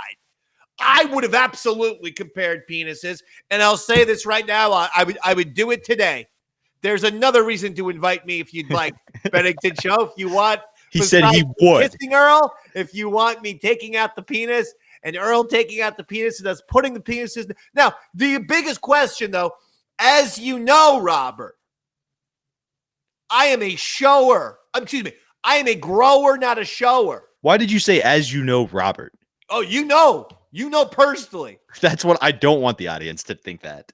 I don't want them to think I've seen it grow. Oh, he knows. Too late, people. He knows personally. And that's what we want you to think. But here's the point. I demand, if this happens on Bennington this Friday, okay, I demand that it's erect. Because, like I said, grower, not a shower, like people would be surprised. Honestly, when I'm flaccid, it's like a peanut M&M. That's the way I would say. Think of an orange peanut M&M. And that is what hangs through my legs when flaccid. Remember, I'm an athlete. You are an athlete. I shouldn't have that dick swinging around. It's distracting. So I believe that the athlete genes in me give me a flaccid peanut M&M. But again, the wonder of the penis is it grows. Can you imagine, like, if any other body part did that? Like, imagine, like, if a woman was excited and her fucking nose just started growing, or like you got excited after you got a good test score or something, and your ears just started to grow big because you were excited. It's a real miracle when you think about it. Well, then when you factor in that I'm a grower, and I can go from a peanut M&M to 7 1/4, and people don't believe me, Westside Claire measured it with a ruler. Ask her. I will. What is her number? You don't seem happy about this conversation. I'm not. What I'm going to do. I will have the audience know he chose the topic. I want to ask Claire. And in addition to asking her, I'm just going to be like, I'm sorry for what this man put you through. I'm sorry, all the things. You deserve such happiness. You seem like a sweet woman. Look at also this Ron and Fez folder I'm looking at. Speaking of just romance, look at this. It's the outline for the wedding. Look at this fucking thing. The outline for the wedding match game. Look at that. Fantastic. That's crazy. So anyone interested in these things right here, absolutely give me a bid. This is Ron and Fez Hall of Fame memorabilia here. And the bids will start at $1,500. Okay, go ahead, Robert. No, that's a good auction price. So that's kind of, Earl wouldn't do it, but it is, again, foreshadowing the Dave willing to be sexual with Earl, but Earl doesn't want to, that we would come to know and love, things like he peed in your butt. You sucked his toes, all that good stuff. Now you just start to discuss some of your side effects. And did these actually happen, or were you playing it up for air? Like, what do you remember from being? I definitely remember not sleeping well. And here's the point: when you don't sleep well and you don't get rest, you can actually start to get a little nutso, if not see things. Paranoia. There are I've had this before where the real true blue effects, like I've gone 48 hours without sleeping before and stuff like that. And you start to see stuff. You start to see stuff that's not there. You start to hear things that aren't there. It's true blue, like fucking Son of Sam, like crazy shit. Yeah. So I believe I was feeling some of that. Now what you describe is like a headache, a stomach ache. Apparently it got so bad you had to go to the doctor. And he was like massaging your stomach, seeing if there was an issue there. And his theory was it was an anxiety release for you. and that you were now just so anxious because it all got pent up, which makes sense if you're exacerbating that without sleeping. The other thing I thought was interesting is at a certain point you thought you had swung the other way and were now impotent because your morning erections had gone away. And you were worried that you weren't going to be able to anymore. Yeah, well, that was a concern. Did you ever see? It's sort of like when the Beatles took acid for the first time, and Paul McCartney was worried, and he goes to John. He's like, I don't know, I want to make sure I return home. The same Paul, like, I don't know about this, boys. I just want to make sure. I think it was a similar type of feel. It was like, oh, if you don't use it, how do I know? Is it going to return back to the good old little Davey, to the good old fucking, Prepubescent, yeah. Yeah. Mr. Friendly, Mr. Happy. That's what I call my penis. Wanted. I call him Friendy. Ugh. I don't Friendy like is the nickname for my penis. I don't like that. Yes, you do. So you made it 10 days. On day 10, it was a Saturday. Apparently, Ron. What am I supposed to do? It's a Saturday. If Notre Dame's not on, I'm jerking. Well, here's what I thought was cool. You didn't jerk, but Ron called and you said, "Hey, sorry, just woke up from a nap." And Ron said in that moment he knew, because you don't just take a nap in the middle of the day Saturday without having some kind of release. And it turns out you succumbed to Claire, and you hooked up with her. I believe the way you described it was 5 pumps and enough to make triplets. It was a lot of jizz. It was not a lot of intercourse. It was in and out, but by God, the floodgates were open, Daddy. And with as much I could have filled up. Honestly, you could have I could have gotten half of a gallon of milk. Like if you had emptied milk, I could have filled up half that shit, and that would have been the greatest practical joke of all time. Hey, Earl, I got you some milk. Who wants milk? But there's nothing wrong with this milk. It's just me randomly asking you, Earl Douglas, would you like some milk, pal? I know. Here, you know what? I'll let you pour it from the jug yourself, buddy. That way you can trust me. Why is the milk so viscous, Dave? Actually, this is pretty good milk. A little salty. It's got a nice kind of fruit type of flavor to it. But I'm guessing, do you remember how it went down at all? I know this was 19 years ago. No, I mean, it was time for intercourse. It's time to release it. You gotta move on with it. 10 days is impressive. Big amount. That's a huge amount. That's a long time. And obviously Claire wasn't going to say no because she hated the fact that you were doing a radio bit that involved her sex life. Now, she was fine with this project coming to an end. The beauty of this situation is that evening there was a Ron and Fez event that you went to and saw Ron with Claire. And Ron went, so I guess Dave broke his Lent, huh? To which Claire was just mortified. Because yet again, Eastside Dave had been talking about his sex life on the radio, and she wanted nothing to do with it. Well, this was off she was probably mortified because it was, I guess apparently, it was off the air. It was me confessing to Ron on a phone call. So that's probably why she was mortified. That's even worse. Yeah, even worse. I'm talking to Ron off the air going, yes, I had sex today, Mr. B. Guess what, Mr. B? It is disgusting. This is a topic you chose. And that is the episode. Dave, I'm going to throw you up big so you can plug quick while I fix something with my camera. He's gonna throw it to me, just me. We're gonna have fun. We're gonna plug, and we're gonna promote our stuff. So, it's time to promote and plug our stuff. Okay, that was the jingle I just prepared for you. Okay, here's the deal. Modern Day Man. That's the name of the show. Brand new show starring Aaron Berg and Eastside Dave McDonald. Go find it. Subscribe. Okay? YouTube. That's where the show is. The full episode is there. Modern Day Man Show. That's the @ on YouTube, Modern Day Man Show. Make sure you get that. Subscribe. Watch the video. Watch the episode. You're gonna love it. This is the best new show that is going to be available anywhere. We're bringing back the fun. We're bringing back the radio vibes. Here we go. And I'm sure Dave said it, but make sure you check me out June 6th. Did you tell him this, Dave? I didn't say shit about you. I'm teasing. June 6th, I'll be at Hartford with Aaron Berg.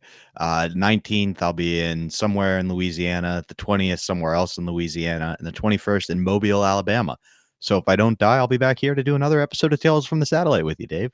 I love it. All right, Robert. Well, that'll do it, my friend. That was a great episode. Thank you, Dave. Thank you, audience. And good evening, radio fans. See ya.